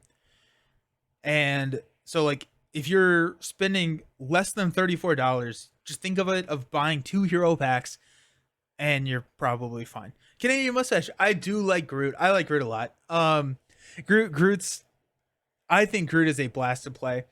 I really like his play style. I love perfect defense, and Groot is really, really, really good at perfect defense. And then also just his growth counters, I think, are really interesting. Oh yeah, not just Rocket and Groot, but Def Focus. Yeah, I doubt we will ever see a reprint of Def Focus, mainly because I think that is a big reason for the seller of Galaxy's Most Wanted. Def Focus is a upgrade where you can exhaust and pay a superpower card for -1 cost, especially with the mutants that we're getting. They have so many superpowers, so Def Focus is almost an auto include in the majority of their decks. And so yeah, Def Focus is really, really strong. Here in Europe, the least I can get them for is 30. Import VAT ends up increasing the price. Each hero pack is 30. That makes it a little bit harder to stomach. Okay, where are we at? We're at Star-Lord. To be fair, I don't think I'm giving him a fair shake, but games I've tried him have always went poorly. Canadian, do you typically play solo? If you play solo, try him in Justice. Um, his Justice build, and you flip every other turn, is very very fun, very fun. I actually here hold up. So all my I did the MCM uh expansion, or not the expansion. I did the MCM deck building exchange, the Secret Santa deck building exchange, and someone asked for a Groot deck, and I did not read what they wanted. They wanted a Groot deck that did not flip every other turn. However, I built this before I saw that. Here, I'll just drop it in there. That is a deck that I think you would have a lot of fun with in solo. So it's all about, actually, hold on, I can switch. It's all about using your allies to chump block for you, and then using Sonic Rifle for Confuse for you to roll down, and then just building up your counters and then hammering them with I am Groots. So chump blocking for Groot is just really strong. And then also don't chump block with Gamora. Gamora is a really good ally. Well, let's talk about Peter Quill. Okay, so know the expansion. 30 is, I mean, yeah, it would be the one that, like, your last expansion. I try it, like, at some point whenever you want to treat yourself. It is not, overall, I don't think it is a bad box. I think it is the worst box. I don't think it's a bad box. Hero packs I can get for as low as 14, 15. Yeah, so think about it as buying 2 hero packs. If you're paying twice as much for a hero pack for the box, I think it's a good value, even if you never touch the expansion, because I think Groot and Rocket are both very good and very fun. 15 pounds is going rate for hero packs in your neck of the European woods. Yeah, right now that makes about a sense, because what is the conversion for 1.21?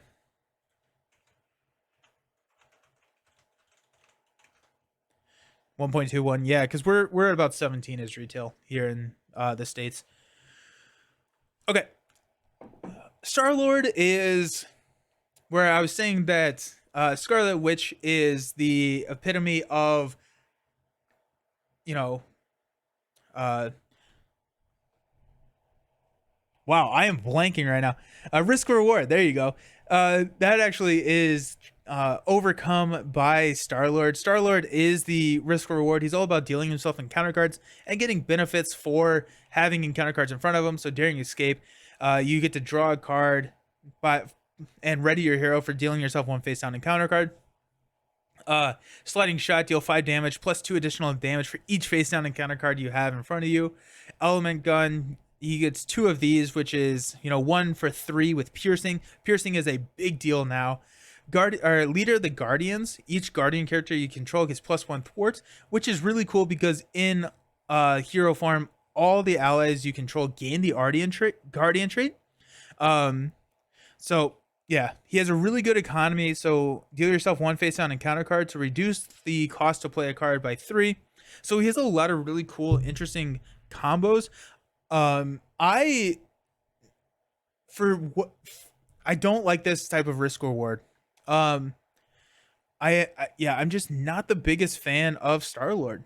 I think he can be fun, and solo I do think he's strong. My current power ranking has him too low.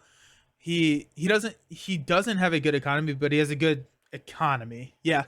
Your favorite part about Star-Lord is asking what could go wrong in a resigned, dejected manner, because literally asking that tempts fate in a big way. Yeah, that's so true.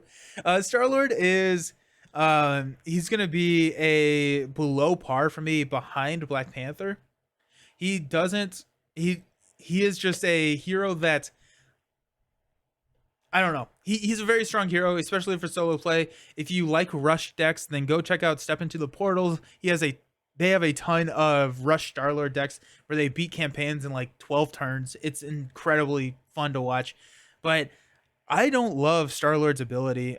I think that probably is, he does have a little bit higher of a cost curve because of the risk reward. And I don't know if I've played Star-Lord enough to understand that cost curve, or not cost curve, experience curve. I don't know if I've played them enough to understand that experience curve. I think I'm still on the way up. I just don't know if I like the playstyle enough to put in the time to understand how to be incredibly good with them. So that's where Star-Lord lands for me.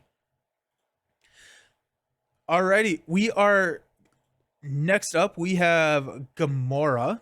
Gamora is one of those heroes that has a better or has a different deck building ability. So just like, or not just like, but similar to Spider-Woman, Gamora can include up to 6 attack and or thwart events in her deck from a different chosen aspect. So from a different aspect rather than her chosen aspect. She has a very cool 2/2 stat line, and whenever she plays an attack event, she removes a thwart or a threat, and then whenever she plays a thwart event, she removes an attack. And she's all about kind of doing everything, just trying to do everything. She is a pretty good solo hero because of her flexibility. And then, playing attack events, being able to remove thwart is really cool. I love cross counter. Whenever you take any amount of damage, prevent 3 of that damage, deal 1 damage to an enemy, remove 1 threat from a scheme. That's just a really fun card. It also has the defense keyword, which triggers off all of the stuff. But this actually reads, because this is once per phase, prevent 3 damage, deal 2 damage to an enemy, remove 2 threat from a scheme. So that's also very strong. Gamora is a sneaky good teammate for Star-Lord. She can do a bit of everything Star-Lord gives her things to do. Yeah, there you go. That's a good way to look at it. Yeah, Star-Lord is creating problems for Gamora to solve. There you go. She has these set the pace and acrobatic moves, which sets her up for her decisive blows and her forward momentums, which do better things if you've already played an attack or a thwart event. I think she's really cool. She has 2 resource generators for her event. She has a huge, or she's very much an event hero. We were talking about this in the Discord yesterday. What makes a hero a upgrade or a event hero? And I think Gamora is the event hero. She is fun. I'm gonna put her in the happy to play category. I'm gonna have her split Hulk and Thor. She's a lot of fun. She's a very strong solo hero. The deck building was not as interesting as I thought it was going to be, because it feels like I always kind of go back to the same 6, right? I am always looking at like momentum shift, which gives you a little bit of healing as well as dealing some damage from protection. I actually am curious if chat or if anyone watching post has some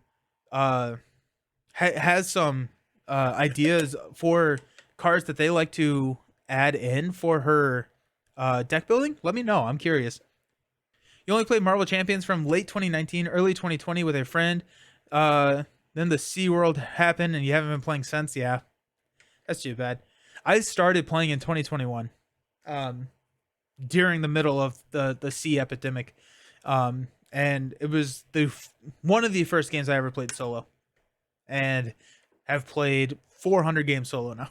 So up next is Drax. Okay, so I hopefully can get a little bit of redemption here from Josh, because Drax is, I think, a lot of fun, and Josh really likes Drax. Hey, Jetter, I think popular ones are the confuse and stun events like dropkick and concuss. Oh, yeah. Dropkick is really good, especially because she has those wild generators for Keen Instincts, I think is the card called.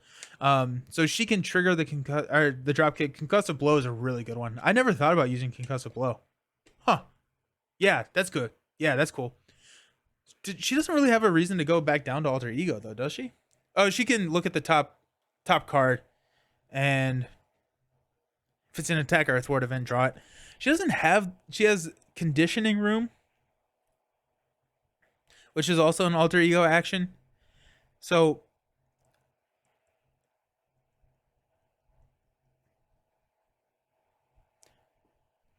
her 3 recovery, she has 10 hit points. So I think probably the drop kicks, I would look to include them more so than the concussive blows. If you get lucky, you can get an 8 hand size. Oh yeah, that's true. Wait, how? Oh, with conditioning room, and yeah,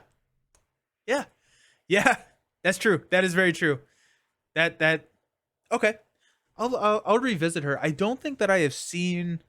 Yeah, we have not done a hero spotlight for her yet, so I'm excited to get her back to the table, and I think we'll see more of that. Okay. Drax. Drax is all about having. You spilled a lot of digital ink on Gamora in the Discord. Honestly, she resembles Miss Marvel in some way and not in others. Yeah, yeah, I can see that. Okay, so Drax is all about wanting to get attacked by the villain, and then he gets +1 attack for each vengeance counter he has, up to 3. If you cannot add another vengeance counter, he gets to draw a card. So he gets up to a 4 attack just off his kit alone, or just off his hero card alone, and then he has his knife. Yep, which he gets +1 attack. His other knife gives him retaliate 1, so he's up to 5 attack. If you run him in aggression, he's up to 6 attack, and that gets dumb. That's just really fun. I love Drax. His knife leap ability. Um, he is a ton of fun. After he makes a basic attack, you get to draw a card. He has 14 hit points, so he has access to all the limitless stamina, so he can ready. He can make multiple basic attacks each turn. Drax is one of those heroes that works so well in a lot of different aspects. Probably not justice so much, but like in aggression and protection.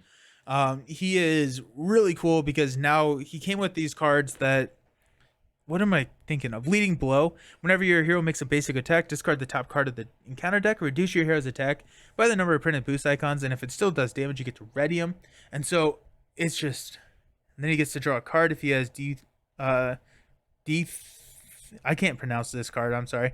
After the villain attacks, you deal X damage to the villain where X is equal to your attack. Counterpunch is also excellent with Drax. Drax is a ton of fun. Drax to me is going to go in the too much fun category right at the top of the list.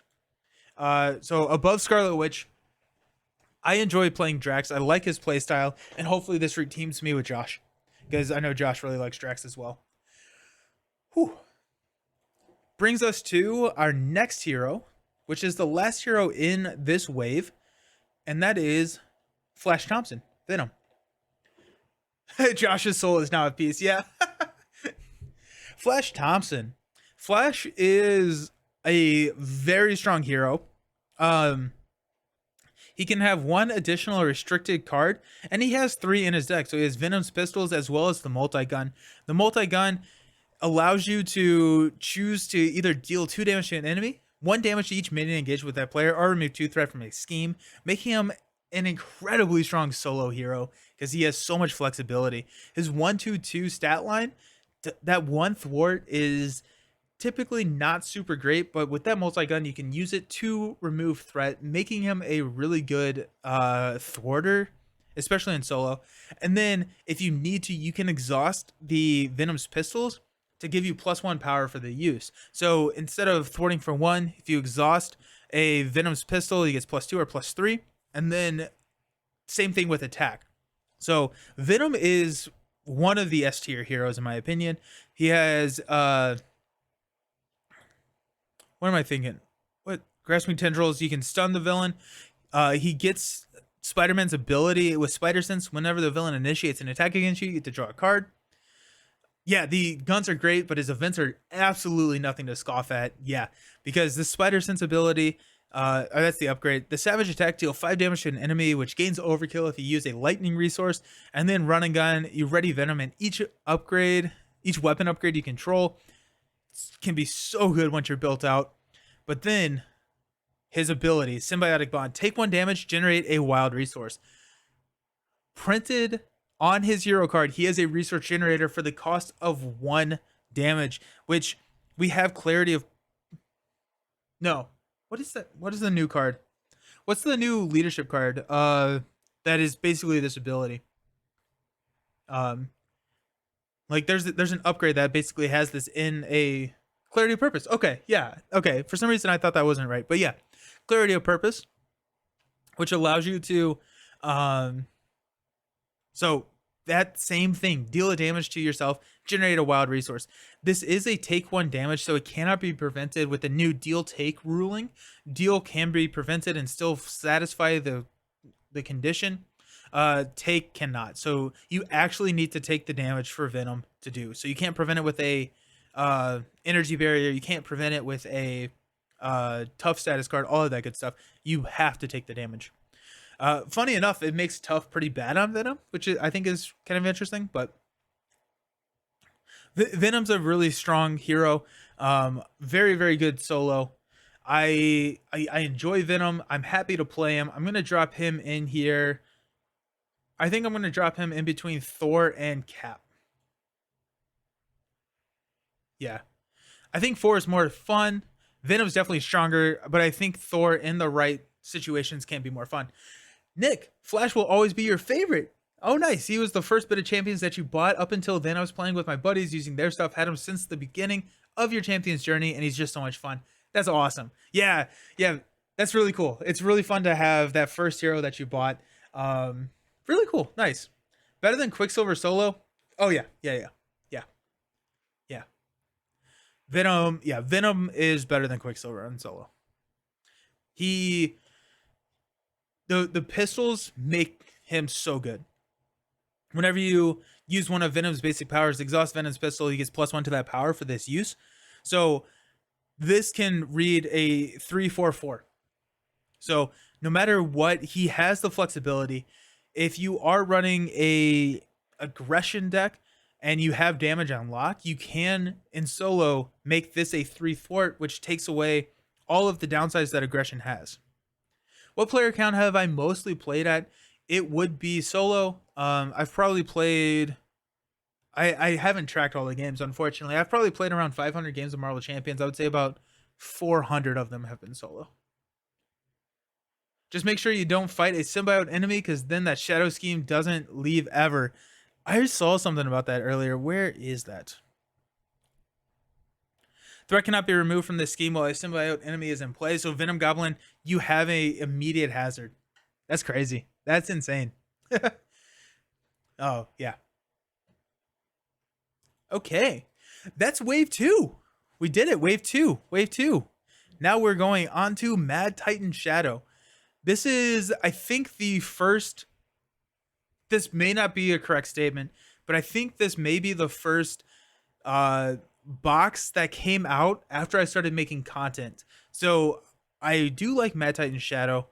I may have been around for Venom's release. I think Venom was actually the first hero that I like streamed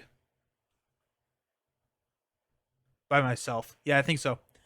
But we are on to Mad Titan Shadow. We've got Monica, who is Spectrum. I don't like Spectrum.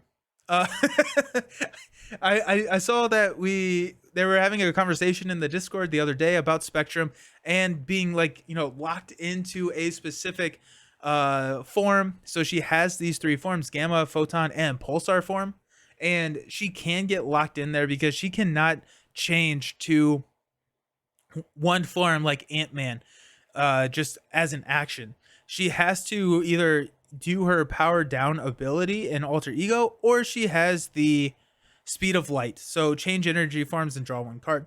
This ability here, what I saw and what I thought was really cool is that if you don't need to change form and you have a Speed of Light in your hand, hold on to the Speed of Light because you may need to change next time. And this card does not exist in your hand because it does replenish itself. So that's fine. Personally, the Mad Titan era is interesting in that the heroes are a mix between Guardians and Avengers. I actually kind of like that. Yeah. Me neither. I'm still discovering her utility. Right now, I don't like her. I didn't know Monica was Rambeau, I think is how you pronounce it, was Spectrum. Yeah. She gets +2 to whatever ability she's in, so Gamma gives her +2 attack. She has these resource generators that are pretty expensive. Not super expensive. She has 2 of them, so that's probably why they cost 2 instead of 1. She has damage. Tier maker. She's gonna go here in the. I wouldn't be too sad if I lost them. I'm gonna put her above Strange though. You can say that opinions on Spectrum runs over the entire spectrum. Yeah, there you go.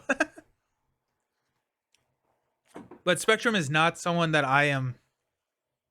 I if I never had to play her again, I would not be upset about that. Which brings us to her counterpart, which is Adam Warlock. Let me pull Adam Warlock's cards up here. Adam Warlock. Adam Warlock is the last hero so far that we have that messes with deck building. And so he can include, or he has to include, an equal number of cards from all four of the aspects. So he must include all of the aspects in an equal number of those. I guess he could run an all basic deck because 0 would be an equal number. But he is really, really good. He also has this other kind of gimmick where he's trying to go through his own deck to place counters on Soul World, and then you can heal all damage from your identity as an alter ego action, so you can flip down and heal if you've run through your deck a lot. The reason I don't love Adam Warlock is I think Adam Warlock is one of the only solved heroes in Marvel Champions, and so that's from the, let me see if I can just find it, the Wild Tutor Adam Warlock deck from Brian V is just so good. It's so good. It's all about getting these wild cards, using them to, and then using your tutoring abilities to go grab stun and like basically a stun lock, and you can just take care of any situation that you have or that you need to. Wild Tutor is very good, but I do think that there are some really fun and strong deck builds outside of that. Like I did a Voltron Cosmo deck build that I really liked. There are some deck builds that are good, but it just feels like you're going to run Wild Tutor as like the best. So also, I don't care about him as a Marvel character. I wish I cared about him as a playable hero. Yeah, his Mystic Senses ability, or his Battle Mage ability, is pretty interesting. So you can discard a card and deal damage based on what type of card it is, and then you get to draw cards if you have Mystic Senses. He's a really good. He's a Mystic, so he has access to all those Mystic upgrades and everything. Quantum Magic is really good. He's a really good hero. But just I don't like his playstyle as much as I thought I would. I thought I would love him. I don't like him that much. I'm going to put him in the These Heroes Exist category. I'm going to put him above. I'm going to put from above. Maybe I'm not. There we go. Above Wasp. He exists. He's having. I've played him before. Not my favorite. Yeah. And that's kind of all I really have to say on Adam Warlock. Since Wild Tutor, he's been okay. He's just been okay. Okay, that brings us to Nebula. Nebula is all about upgrades, whereas Gamora is all about events, and so I really like how that plays off each other. Nebula is also the only character that we have a ally, hero, minion, and villain form of. So she hits that 4/4. So this low ranking is Brian V's fault. Maybe. Yeah, we'll throw shade of Brian. Why not? No, I like. Yeah. It is. So Nebula is all about playing these technique upgrades, and then at the start of her turn, she triggers all the technique upgrades that she has in play. And so, if she's in hero form, so a very common strategy is sitting in alter ego form. You play a technique card, you get to draw 2 cards, and then at some point you flip up, and then you'll have multiple of these to trigger. So if you have 2 weapons masters out at the start of your turn, you get to deal 4 damage. Nebula is one of my favorite heroes in multiplayer. I don't like her as much in solo because you don't necessarily have a lot of time to manipulate when you're triggering those technique cards, whereas in multiplayer you do with Lethal Intent. So Lethal Intent is an action that can be called upon. So if it's the other player's turn, you can call upon lethal intent, pay 3 to trigger 3 upgrades. You get to choose the order, and then when it passes over to your turn, then you get to also trigger those abilities again. So if you have those weapon masters out, you have 2 of them out. You can pay 2 to deal 8 damage, and then it flips to your turn. You get to deal 8 damage again. Multiplayer Nebula is incredibly fun, and Jason and I played through her and Gamora through Mad Titan Shadow, and that took me from not enjoying Nebula to really enjoying Nebula, because she works so much better in the multiplayer scenario. Nebula, as I would like to call him, Wakanda forever in space. Yes. Yeah. Yeah. All of her technique upgrades are really good. She works really well in Justice because she has a really strong alter ego kit, as well as being able to set up a incredible turn to flip up and trigger like 3 to 5 of these upgrades. She has a really good resource generator here with the wild. Yeah, really good. A little bit more puzzly than Black Widow too. Yeah, totally agree with you there. Totally agree with you there. With that, I'm gonna throw Nebula in the too much fun to play category. And this is a weird because I primarily play solo. Nick, you love Nebula. She is much better in multiplayer, but yeah, she's a lot of fun. You like playing her in leadership. Interesting. What about leadership makes her fun for you? I really like Nebula in leadership, not necessarily so much solo, so that makes this a little bit a little interesting, right? For the ranking. I'm gonna drop her in the too much fun category. I'm gonna drop her behind Groot. In a multiplayer only setting, she would probably be up there with Iron Man, but she's cool. She's really cool in multiplayer. So that was one of our Guardians, and now oh my goodness, what did Hall of Heroes do with War Machine's cards? They look all fuzzy and weird. But anyways, War Machine is a hero that went the opposite direction of a lot of these other heroes. I thought I would love War Machine. It turns out I don't like War Machine whatsoever. Making the Guardians seem cool, I skipped them. I do think a lot of the Guardians are pretty cool.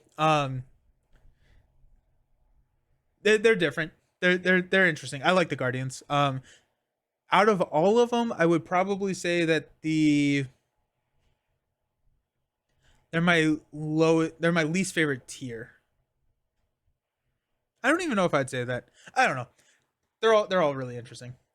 War Machine is a flip every other turn hero. He is a hero that you want to probably run in Justice and solo because he has that one thwart. You're flipping every turn. You need to confuse. You need to threat mitigation.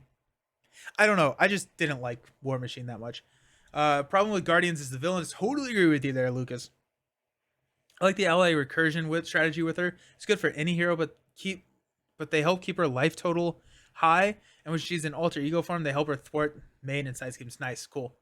So also, how many times can you use Quantum Magic in the same turn? The card that doesn't exhaust. Quantum Magic. Is that an Atom card?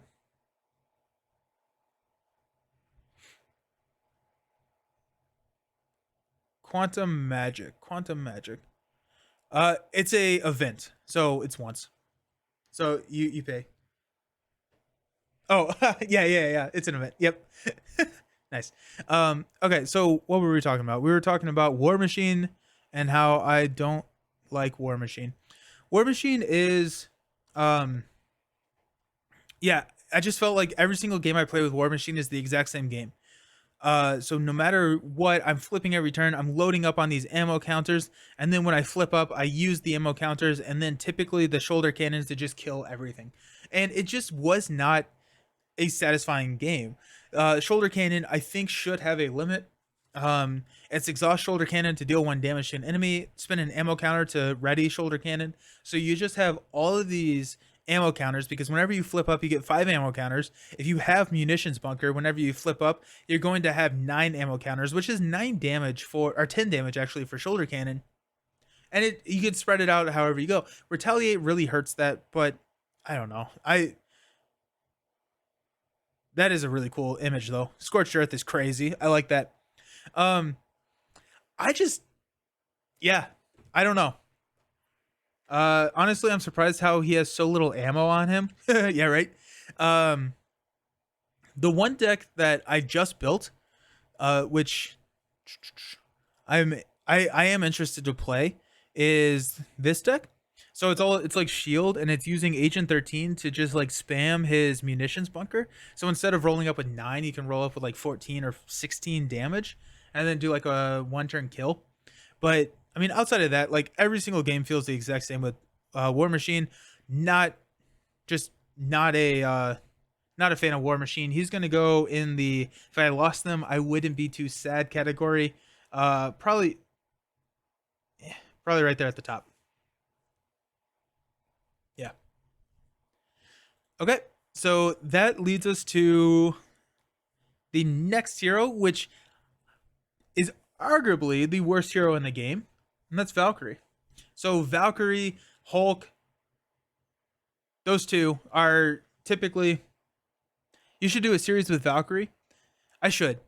So actually, fun fact, War Machine I think was my first hero spotlight ever, and I did one with Valkyrie, but I'm gonna be redoing those because it wasn't in the same style as I'm currently doing them. So I did play the games through the 4 different aspects, but I never did a talking head video, and so I want to revisit them because I believe I am a stronger player than I was when I did those videos, so I do want to replay them. But we are getting into the heroes that I have done hero spotlights on, so that's also kind of fun. But Valkyrie, yeah, poor Valk. It's now D20's turn to turn in his grave. Yeah, Valkyrie is bad. Valkyrie is not a good hero. This death glow, she's all centered around this death glow. And it costs 1 to attach to an enemy, and basically she gets to like she gets to get extra stuff if she kills things with the death glow. So whenever an enemy is defeated, set this card aside out of play, and then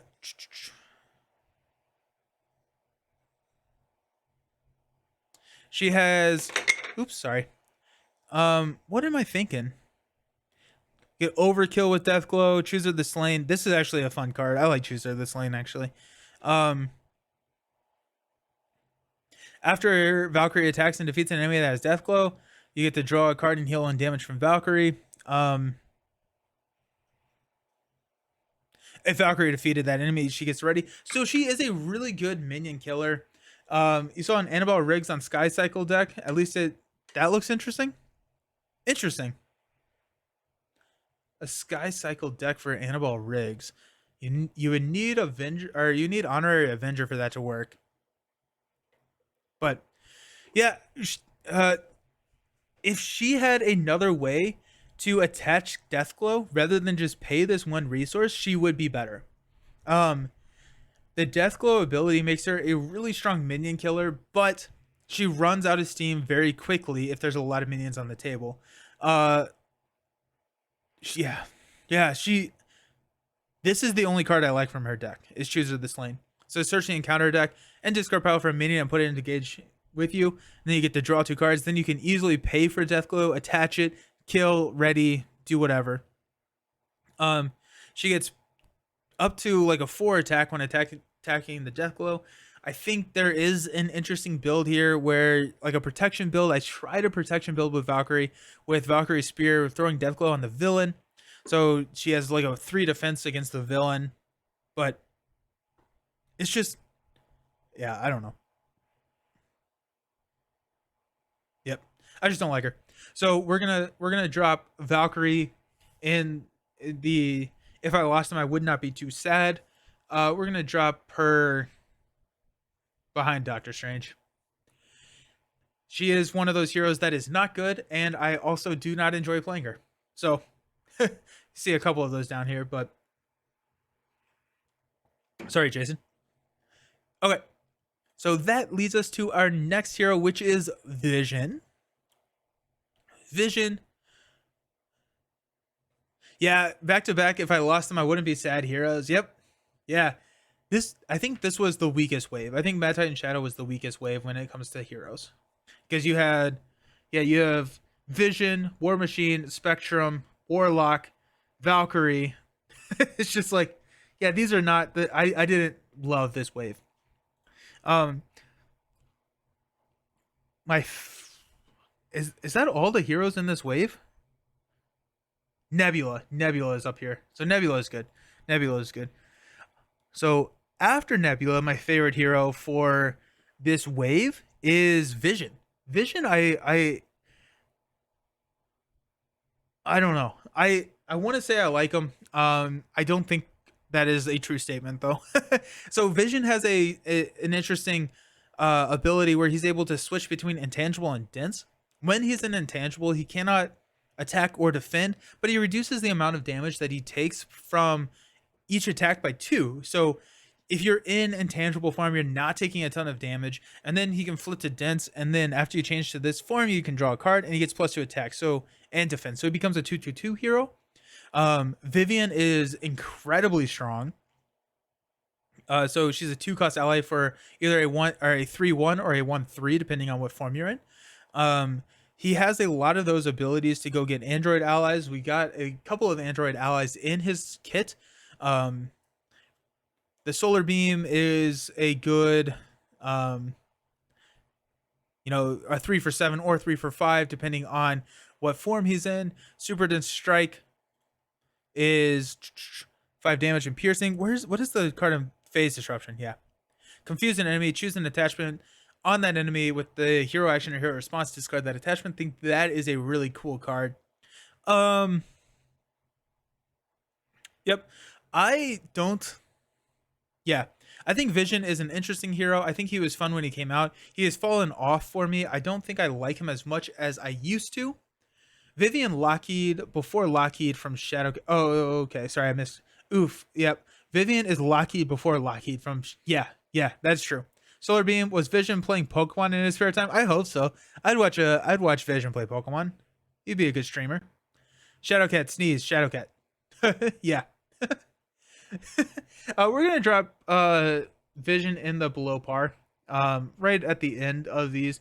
When I first played him, I liked him a lot, and he has just kind of fallen off since then. So he was probably in this happy to play, and then he's dropped to the bottom of the below par. So I like Vision. I liked Vision, and then I didn't enjoy his flipping as much as I thought I would. And so yeah, that's why he makes it into that sorry, got a cold that's blurring your vision. Nice one. Nice. Okay. So we are on to the next wave, which is Spider and Champions. Maddie, you laugh at the spam Ultron drones, but don't take damage. Cheese from Vision. Yes, that Brant's from Step Into the Portal, Vision, Intangible Minion Collector, where just bring it, sit with all of the minions in front of you, never take any damage, and then just spam bring it to draw an infinite amount of cards, flip up to where you can attack in his dense form, and just win. That's a really fun and a cool deck to watch. He played that deck with me when I was playing Scarlet Witch. That was a fun combo. I enjoyed that. But yeah. Okay, so moving on to next, we have Ghost Spider from the Sinister Motives campaign box. Sinister Motives campaign box, I think, is my favorite box. I did say Mutant Genesis, I think, was my favorite box. I think I've kind of gone back. I think Sinister Motives. I love all of. I don't know. They're like right there neck and neck. I love the heroes in the Sinister Motives box, and I think the heroes are better than Shadowcat and Colossus. But I think the villains are better than the villains in Sinister Motives. Are more favored. Spiderwave was by far the best thing released if you're not a fan of X-Men. Yeah. Excellent way to put that, Salsa. Yes. Totally agree. So Ghost Spider is everything that I want in a hero. Ghost Spider is an excellent protection hero. She's got that 3 defense. 4 with the armored vest, and she has the ability that whenever or once per phase, whenever she resolves an interrupt or a responsibility, she gets to ready Ghost Spider. This means that she can go in ready to the hero phase because all of your defense events are either responses or interrupts, as well as her cards with Phantom Flip and Ghost Kip. This is after Ghost Spider uses a basic power. That could be a defense. So if you want to, you can defend, play a Ghost Kick, deal 6 damage, and ready Ghost Spider on the villain's turn. So there is a lot of flexibility around being able to defend and readying, and Ghost Spider is just one of the heroes that I am a huge fan of.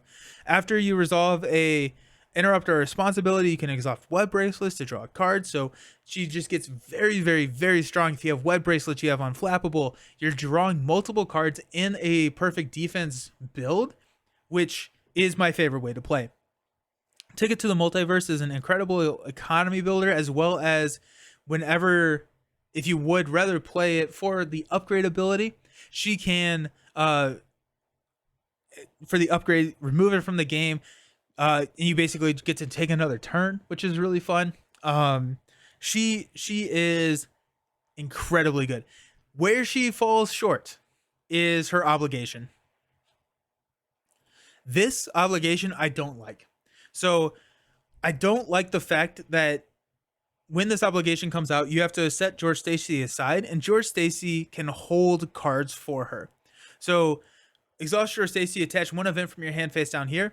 If you flip that obligation, you lose all the events that are stored there, which is very, very feel bad.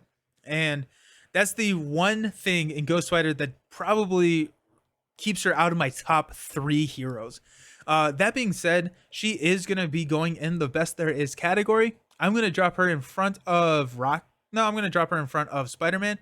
I think Rocket's a little bit more fun. Ghost Spider is just a very satisfying, perfect defense hero to play. And yeah, it's incredible. I think on her best day, Ghost Spider can steamroll the best of them. From a personal experience, she can be so inconsistent. What makes her inconsistent for you? Because I think if you can survive and if you can survive and build out into the web bracelets, into passing the obligation, getting George on the table, playing with just an incredible hand size, I think she can be really good. But I'm curious to why you think she's inconsistent. If you have the correct cards on George, that's true. Yeah. I typically load George up with like Phantom Flips. That's my favorite card to attach to George because, especially in solo, when do you need 5 threat removal? Like, if you have, if you need 5 threat in solo, then that is not a typical occurrence. And so I think Phantom Flip is probably my favorite thing to load on George. And then I can trigger Phantom Flips on the villain phase to ready. Okay. So our tier list is shaping up. We are getting, we're getting there. How exciting is that? I almost never get George out when I want him. Could be the obligation, could just be him sitting at the bottom of the deck. I really have a hard time playing George if I have not seen the obligation. Yeah. It's just very, very, very tough for me to play George because it's so much investment for so little payoff if he does get obligated. Okay. Let's move on to, what am I doing here? Move on to the next hero in this box, which is Miles Morales, which is a Spider-Man. So, Miles is the king of stun, confused, lock.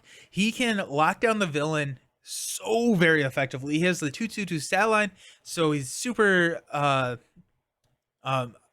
he's a really good solo hero. He's able to do pretty much anything. I love his ability when he flips in, gets to shuffle Spider-Man cards back into his deck, and then double life allows him to flip back to hero. The Venom Blast and Spider Camouflage are just both incredible abilities. I love Spider-Man. I think he's a ton of fun to play. Uh, and I didn't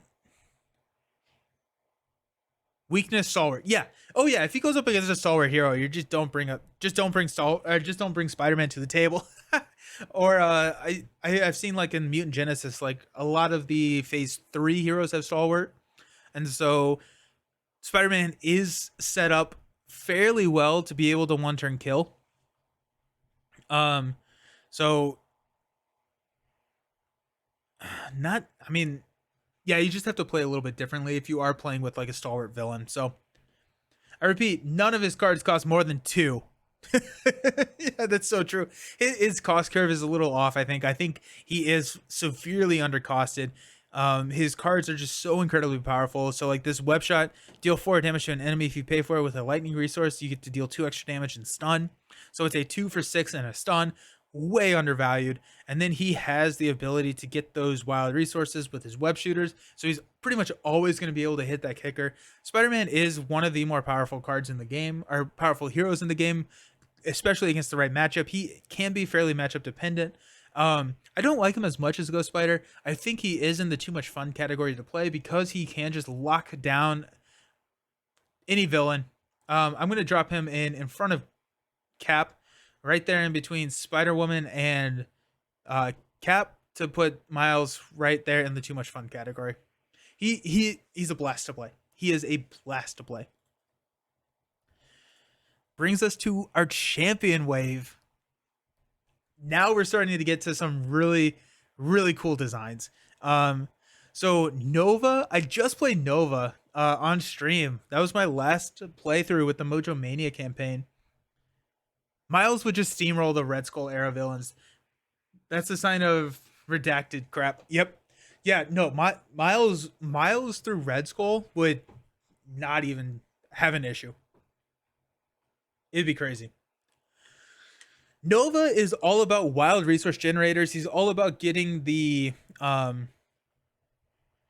he's all about getting his supernova helmet, which after he uses a basic power, he gets to ready his supernova helmet. Supernova helmet is a wild resource generator, and then all of his, or most of his cards, have an additional benefit or cost less if you pay for them with wilds, which I think is just a really cool way to make a hero unique and interesting. So like Lightspeed Flight costs 2 to remove 3, or if you pay for it with a wild, it's a 1 for 3. So it's overcosted at 2, it's undercosted at 3. So it's just a really cool way to balance out that cost curve. Unleash the Nova Force is one of the most fun cards in the game. Until the end of the round, each time you defeat an enemy or removes the last threat from a scheme, you get to ready Nova and draw 1 card. This allows you to just go crazy because every time you're using a basic activation, you get to ready the helmet. So you get to thwart, remove the last from the scheme that readies the helmet, readies, draws a card. So you can have some awesome Unleash the Nova Force turns, which makes them incredibly fun. We're going to switch back over here to the tier maker. This is going to bump Spider-Man out of my top 5 because now that I'm talking about it, Nova is in my top 5. I think Nova is going to go at the number 3 spot. I'm going to drop Nova in right behind Miss Marvel and in front of Rocket, which bumps Spider-Man down to the too much fun category because we are only keeping 5 in the best there is. Remove the last threat from a scheme. That's only if there's 1 threat left. No. So if there is 3 threat and you play a Lightspeed Flight and you remove 3 threat, you have removed the last threat from that scheme. So it is anytime you basically it could read anytime you bring a scheme to 0 threat. It is another way to think about it. You really dislike Nova's insane economy when he first came out, but I sort of came around now. A little salty, but not as salty. Yeah. Also, we've seen a lot more resource cards that are wild in the different aspects. So we have things like Determination. Whenever you spin the card, you get to remove a threat from the main scheme, which is a wild. So all of the wild cards I like to throw in Nova just because it makes he can pay for all of his kit events, which is just really fun. Yeah, if you clear it in 1 go, it counts. Yeah, it's so much fun. I have a video where I did a I did 22 damage, I think, in one turn on the first turn. On the first turn against Taskmaster, and then I was playing against. Or I had some crazy Unleash the Nova Force turns in my Mojo run through this previous week, which should be on YouTube next week. So literally tutor for a quasi worse version of friction resistance. Yeah. Uh yeah, kind of. Yeah. That's why Wolverine, but it costs 1 versus 3. That's why Wolverine's track by Sin is crazy strong. Yeah. Yeah. Wolverine's track by Sin. Clear the area for Nova is great. You're drawing 2 cards if you're running Unleash the Nova Force. Uh mm. Okay. Current tier. Let's go back over and take a look at Ironheart.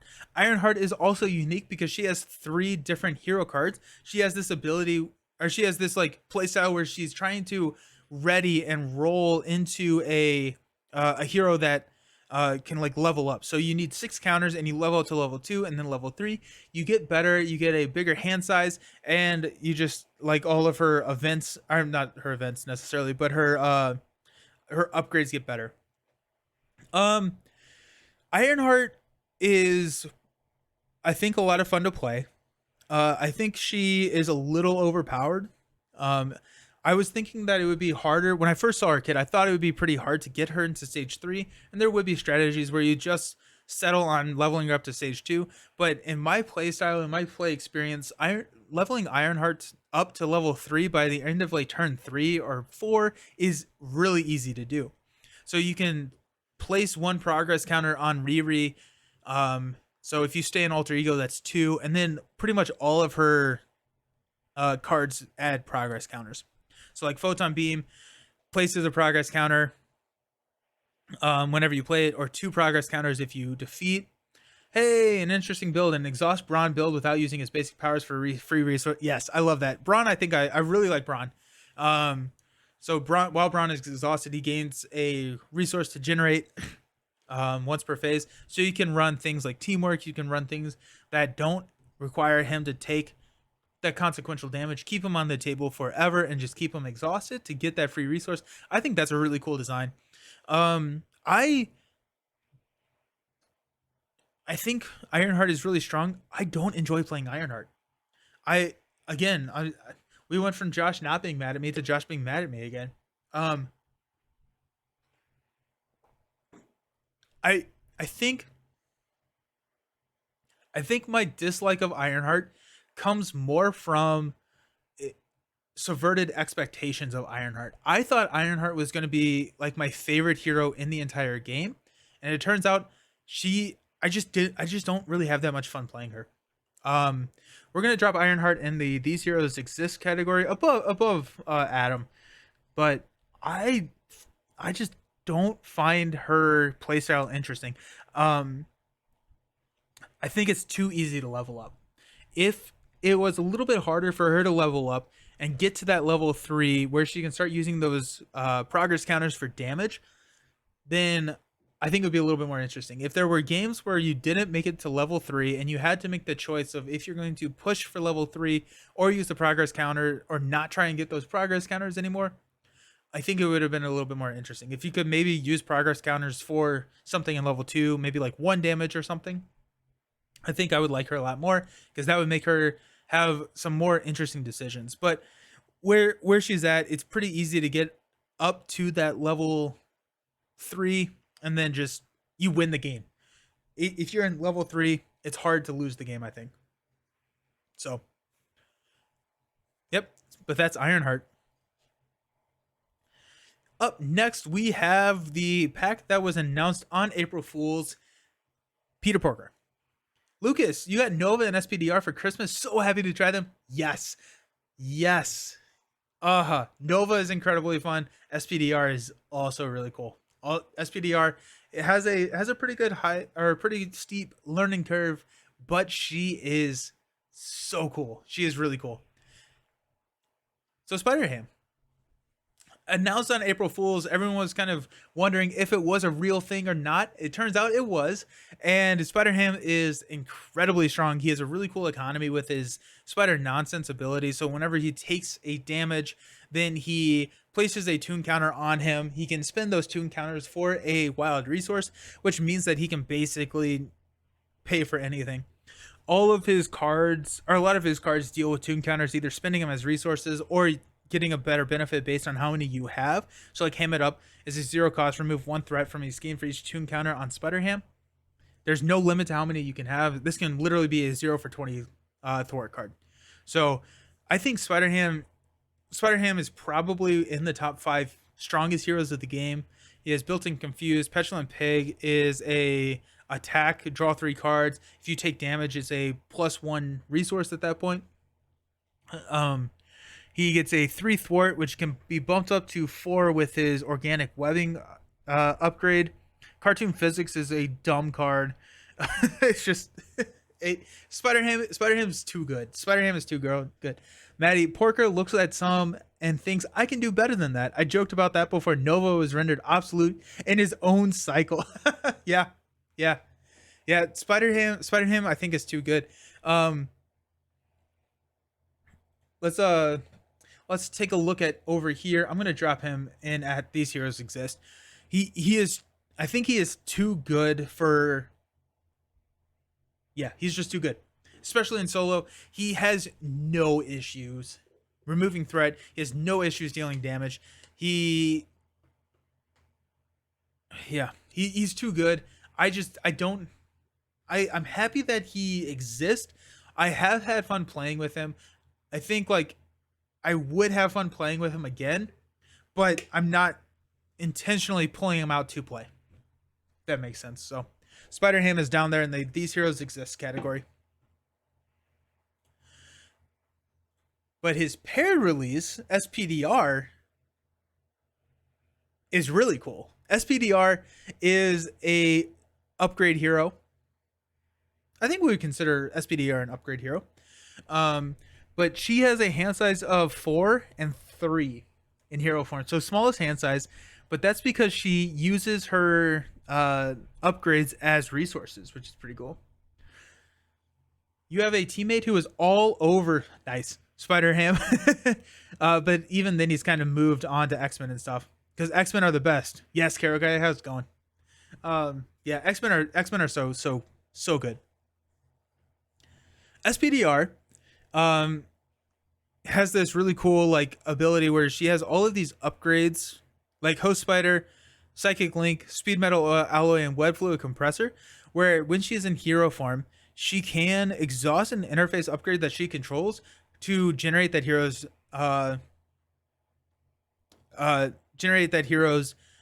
resources. So she can all of these on the table become resource generators for her, or she can use them for the ability. So like Host Spider allows you to ready SPDR suit, which is her hero form. You get +2 thwart whenever she thwarts. So she has a lot of flexibility once she is built out. She has a couple of tutors for her upgrades, like All Systems Go allows you to search your deck and discard a pile for an interface or ready each interface. So it is not a card that falls off once you are built out. Once you're built out, you can use it for some incredible economy. She has no problem paying for anything once, which is something that I was really worried about. You take it that SPDR is not a good solo hero. I think she is. I think she's a really good solo hero. Yep. That low hand size is kind of misleading if Ant-Man Uncle Ben is around. That is true. And also her alter ego ability says that she can exhaust her SPDR suit to draw 2 cards. So her alter ego is around 6 hand size. And then Ant-Man Uncle Ben says you can exhaust, discard the top 2 cards, and add each SPDR card. The difference in SPDR with SPDR from the other heroes is that you're not usually using cards in your hand to pay for other cards. It's the interfaces on the table that are paying for the cards, and then you can get full utilization out of your deck. So it's a little bit of, or it's a significant shift in the playstyle, but that makes her really interesting, unique, and fun. And she is way stronger than I thought she was going to be. When I initially saw that 3-4 hand size, I was very, very concerned about her power level, that she was not going to be a viable hero. That is not the case. She is a really, really viable hero. She is a fun hero. My too much fun category is getting really, really big here. We're going to drop SPDR suits up here. I'm going to drop her right behind Drax. So she's going to go right there. Top 10 hero for me. Yeah. Even with a small hand size, rapid deployment raises your eyebrow. Remove 3 threat from a scheme. Here. Remove 3 threat from a scheme. If you paid for this using the sync ratio ability, remove 3 threat from a scheme. Yep. Because you pretty much are always going to be using that, or you're going to be using your sync ability to pay for stuff, because that's her economy. Shadowcat just woke up. Because you got night shift tonight. Oh no. Has a more screwed up sleep schedule than Maddie. Yeah. Nice. Okay. That leads us into our newest wave, which is X-Men. Yo, X-Men are cool. X-Men are very, very, very, very cool. And first up, we've got the Mutant Genesis heroes, starting with Colossus.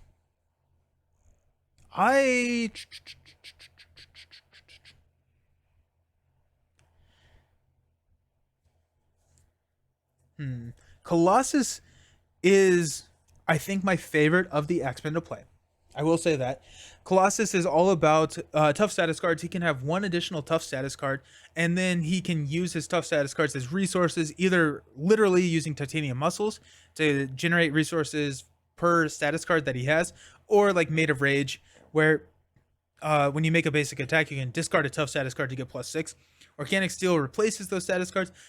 I think Colossus is maybe the weakest of the X-Men so far, but I think probably the most fun of the X-Men so far. 10 words I have for Colossus: Iron Will, Iron Will, Iron Will. Yes, yeah, I would agree with that. Iron Will is the biggest card for Colossus. Gives him +1 thwart, but also after a tough status card is discarded from him, you get to draw a card. This helps his 4 hand size and his economy so much, because you can discard cards by either taking damage, you can discard cards by using other abilities, you can refill it. One of my favorite things to do is use a bulletproof protector, discard a tough status card to add 2 tough status cards. So you go from 1 to 2 plus a card. Iron Will is the key card for Colossus and can be the make or break if he is going to be successful in the current game. I am going to drop him in at the best there is, but I'm looking at this. I think I like Ghost Spider more than Rocket. I'm going to drop Colossus in here and then drop Rocket down to Too Much Fun. I think that's going to lock in my top 5 right here. And then, because I'm thinking about it, I like Ghost Spider more than Rocket. Now that I'm thinking about it, I'm talking through it. Ghost Spider, I think I enjoy more than Rocket. So, and Colossus is a lot of fun. Colossus is really cool. I really like him in Justice because he has all that threat mitigation, because he wants to be flipping so frequently. Really cool stuff with Colossus. Oh, I was not on the tier maker. Okay, so sorry. We dropped Colossus in at number 5 spot. We flip-flopped Ghost Spider and Rocket and dropped Rocket down to Too Much Fun. So our current tier list looks like this, with so many things in Too Much Fun. So here we are. The Colossus counterpart in the Mutant Genesis box was Shadowcat. Shadowcat is also a really fun hero to play. She is all about flipping in between her solid and phased forms. When she's in phase, she cannot take any damage, but she has a forced interrupt to flip into solid whenever she attacks or defends. And then in solid, it's a resource generator. Shadowcat, I think, is probably maybe she's so very strong. She is so very strong. I enjoy playing her. I think she's a very puzzly hero. Um, she has a lot of these really cool defense events. So like quick shift, if you're in phase form, you get to draw 2 cards. You take 0 damage. You get to trigger all of your defense upgrades and everything if you have them on the table. And then she has just a lot of abilities to ready and just take advantage of flipping. And she can play the lay down the law. She can play the surprise attacks because this does constitute changing forms. So there's just a lot of things to enjoy with Kitty Pryde. I'm going to drop her in the too much fun to play category.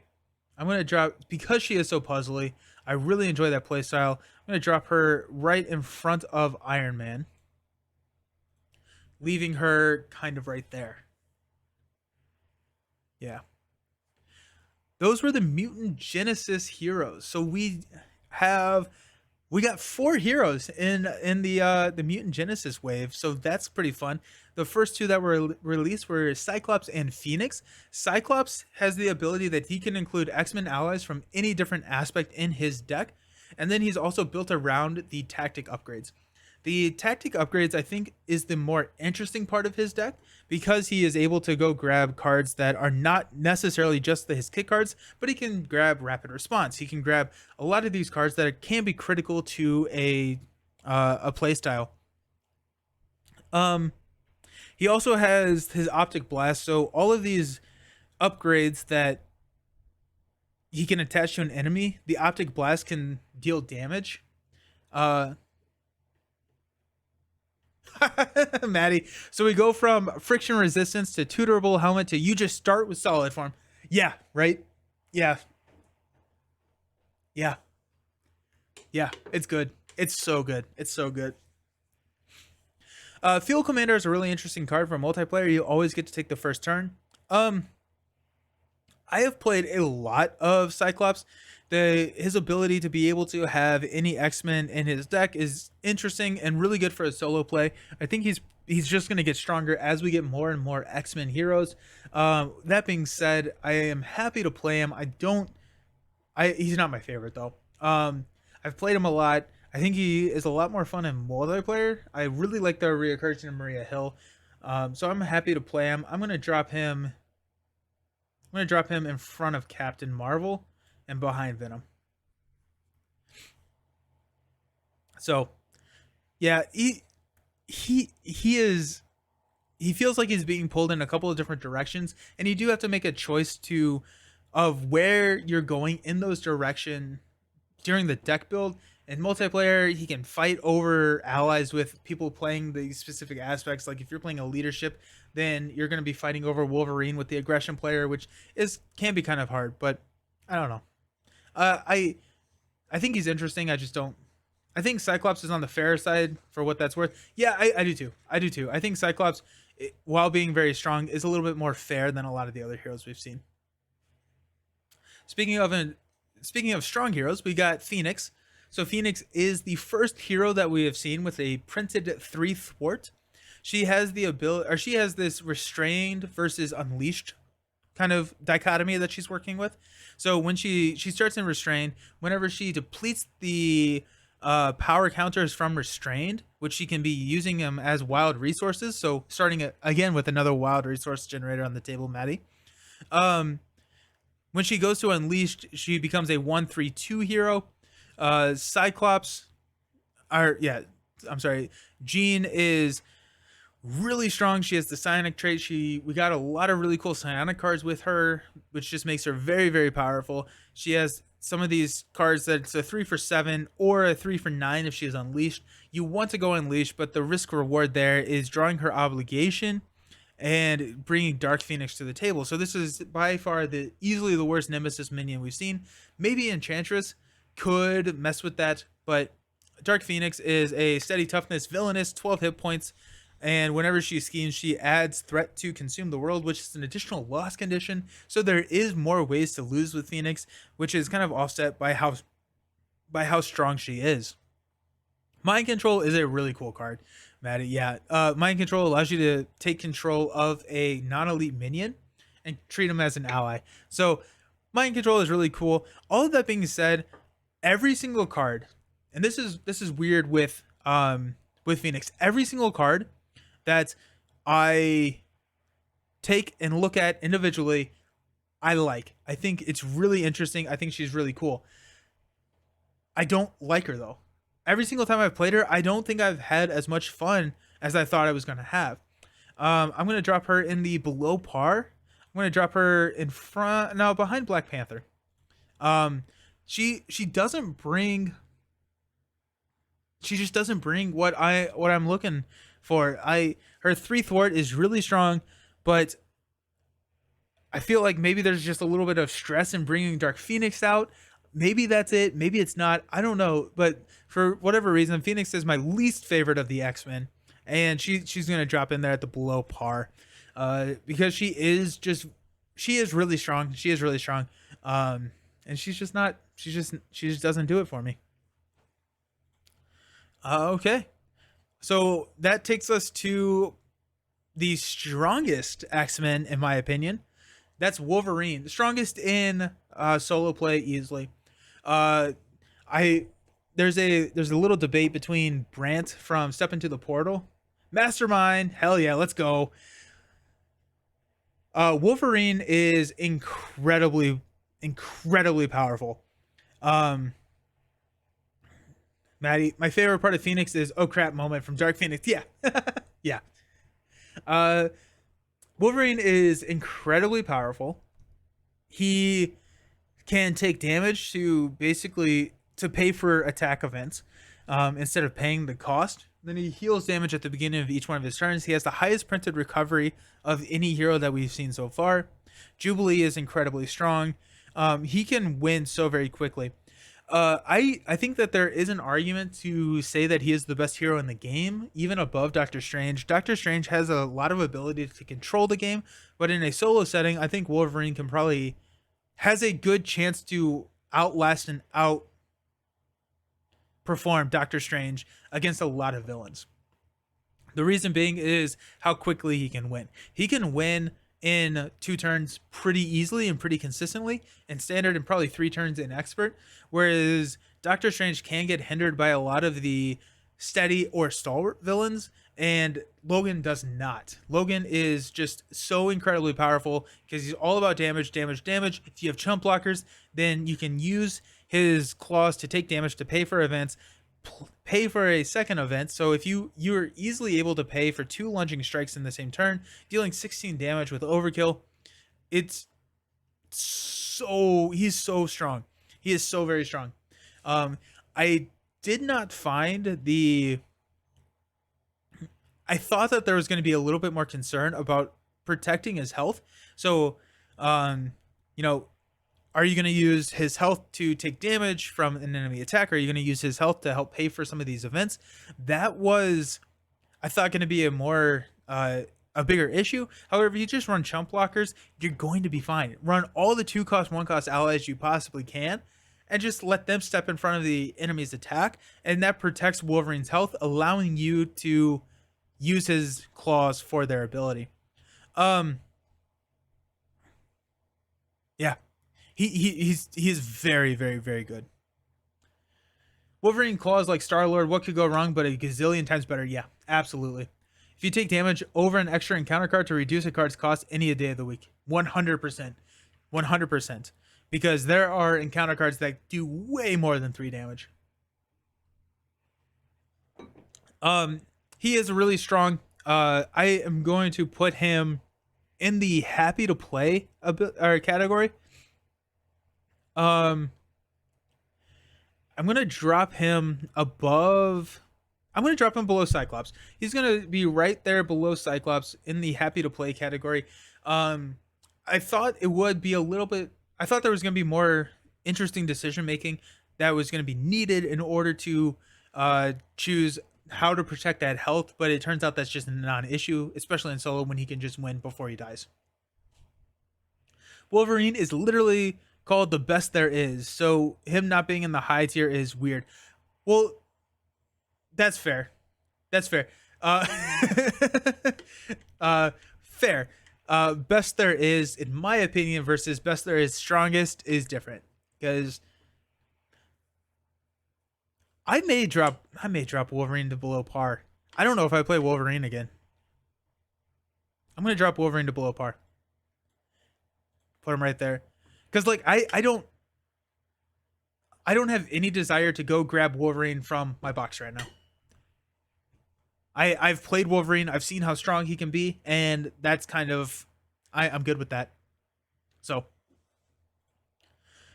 okay, so that leaves us with our last hero that has been released, and what we are looking at, and that is Storm. Storm is all about manipulating the weather, which changes the abilities for every single person on the battlefield. That's enemies, villains, minions, allies, and heroes, which can create some really cool and interesting decisions. I have found that Storm is more. I think she is more difficult to play than I was expecting, especially in a multiplayer setting, because it can be very hard figuring out when to switch into the different forms. Because, like, if you flip into Thunderstorm, giving everyone a +1 attack, that can be super detrimental going into the villain phase where the villain's then attacking you with a +1 attack. It can be very tough. I like the decisions that she has. I think she is probably uh like right there in the middle of the uh X-Men for me. All of her abilities trigger off or have a benefit based off of what whether you're in. She is one of those that you need galaxies for the depth focus. But Storm, I'm gonna put her in the happy to play category, right above Ant-Man. I enjoy playing Storm. I thought I was gonna like Storm more than I actually did like Storm, which is kind of fun. All right, interesting. But Storm affects all the characters on the table, which leads to some interesting builds. The multi-man build and protection is hilarious because you can throw multi-man out there. You get 3 copies of multiple man, then throw Thunderstorm on the table. They're all swinging for 2 damage, and then they don't care about the +1 attack because then they're your chump blockers. Clear skies, thunderstorm, and hurricane are really useful. Wish I could use blizzard weather better. So the blizzard weather, choose a non-elite minion until the end of the round. Treat that minion's text box as if it were blank. I think blizzard has some really niche plays. Each character gets -1 attack. It can be very detrimental for the heroes, but like what I found the best to do is switch into blizzard. Blank out a like when defeated ability and then defeat a minion, because you can switch into blizzard. You can then play a weather goddess to switch out of blizzard. Their text box is still blanked, and you can then defeat that minion. So if you switch to blizzard, blank a text box, switch to thunderstorm, deal 2 damage and kill that minion, then their when defeated ability doesn't trigger. That's been the best use for blizzard that I have seen. But I agree, blizzard is probably the weakest of the 4. Whereas clear skies can be very dangerous, especially if you're running with like Miles at the table, right? But okay, there it is. That actually took way longer than I thought it was going to.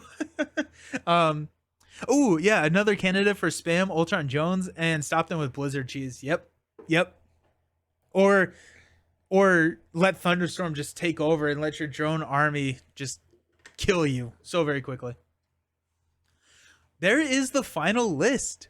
That is the final list on the 41 different Marvel Champions heroes that I personally enjoy the most. I love this game. So outside of like if I lost them, I wouldn't be too sad. I love playing all of these heroes. So like any day, my worst day playing Marvel Champions is still a better day than when I don't play Marvel Champions. So with that being said, this is kind of within that framework and within that perspective. But this is it. I was really happy to do this. I had a ton of fun. I hope you all enjoyed this as well. Again, if you have any differing opinions, especially with like on YouTube or here in the last couple of minutes of the live stream, throw them in the comments, because I am looking forward to hearing how wrong I am about these opinions, especially with some of these with like I think Ironheart is probably my most controversial opinion. I think having a Ironheart down there at the below is probably the biggest. Who are my top 5 solo heroes? Really good question. Really good question. I'm going to be doing a video on that at some point next year. Probably top 5 as in most powerful or most fun for me. Because most powerful would be like Strange, Wolverine, um, Spider Ham, Cap, and Captain Marvel. Most doable, yeah. So Strange, Wolverine, Captain America, Captain Marvel, and uh,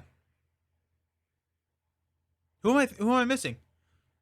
Strange, Wolverine, Captain America, Captain Marvel, Spider Ham. Like if you're a newbie who's playing solo all through the aspects for the first time, um, if you are playing through the aspects for the first time and looking for a hero to learn solo, Quicksilver is great. I highly recommend playing Quicksilver to learn solo. I think Quicksilver helps with that, being able to ready so frequently and being so versatile. So Quicksilver, I think, is the best to learn solo. The strongest solo hero is probably either Wolverine or Doctor Strange.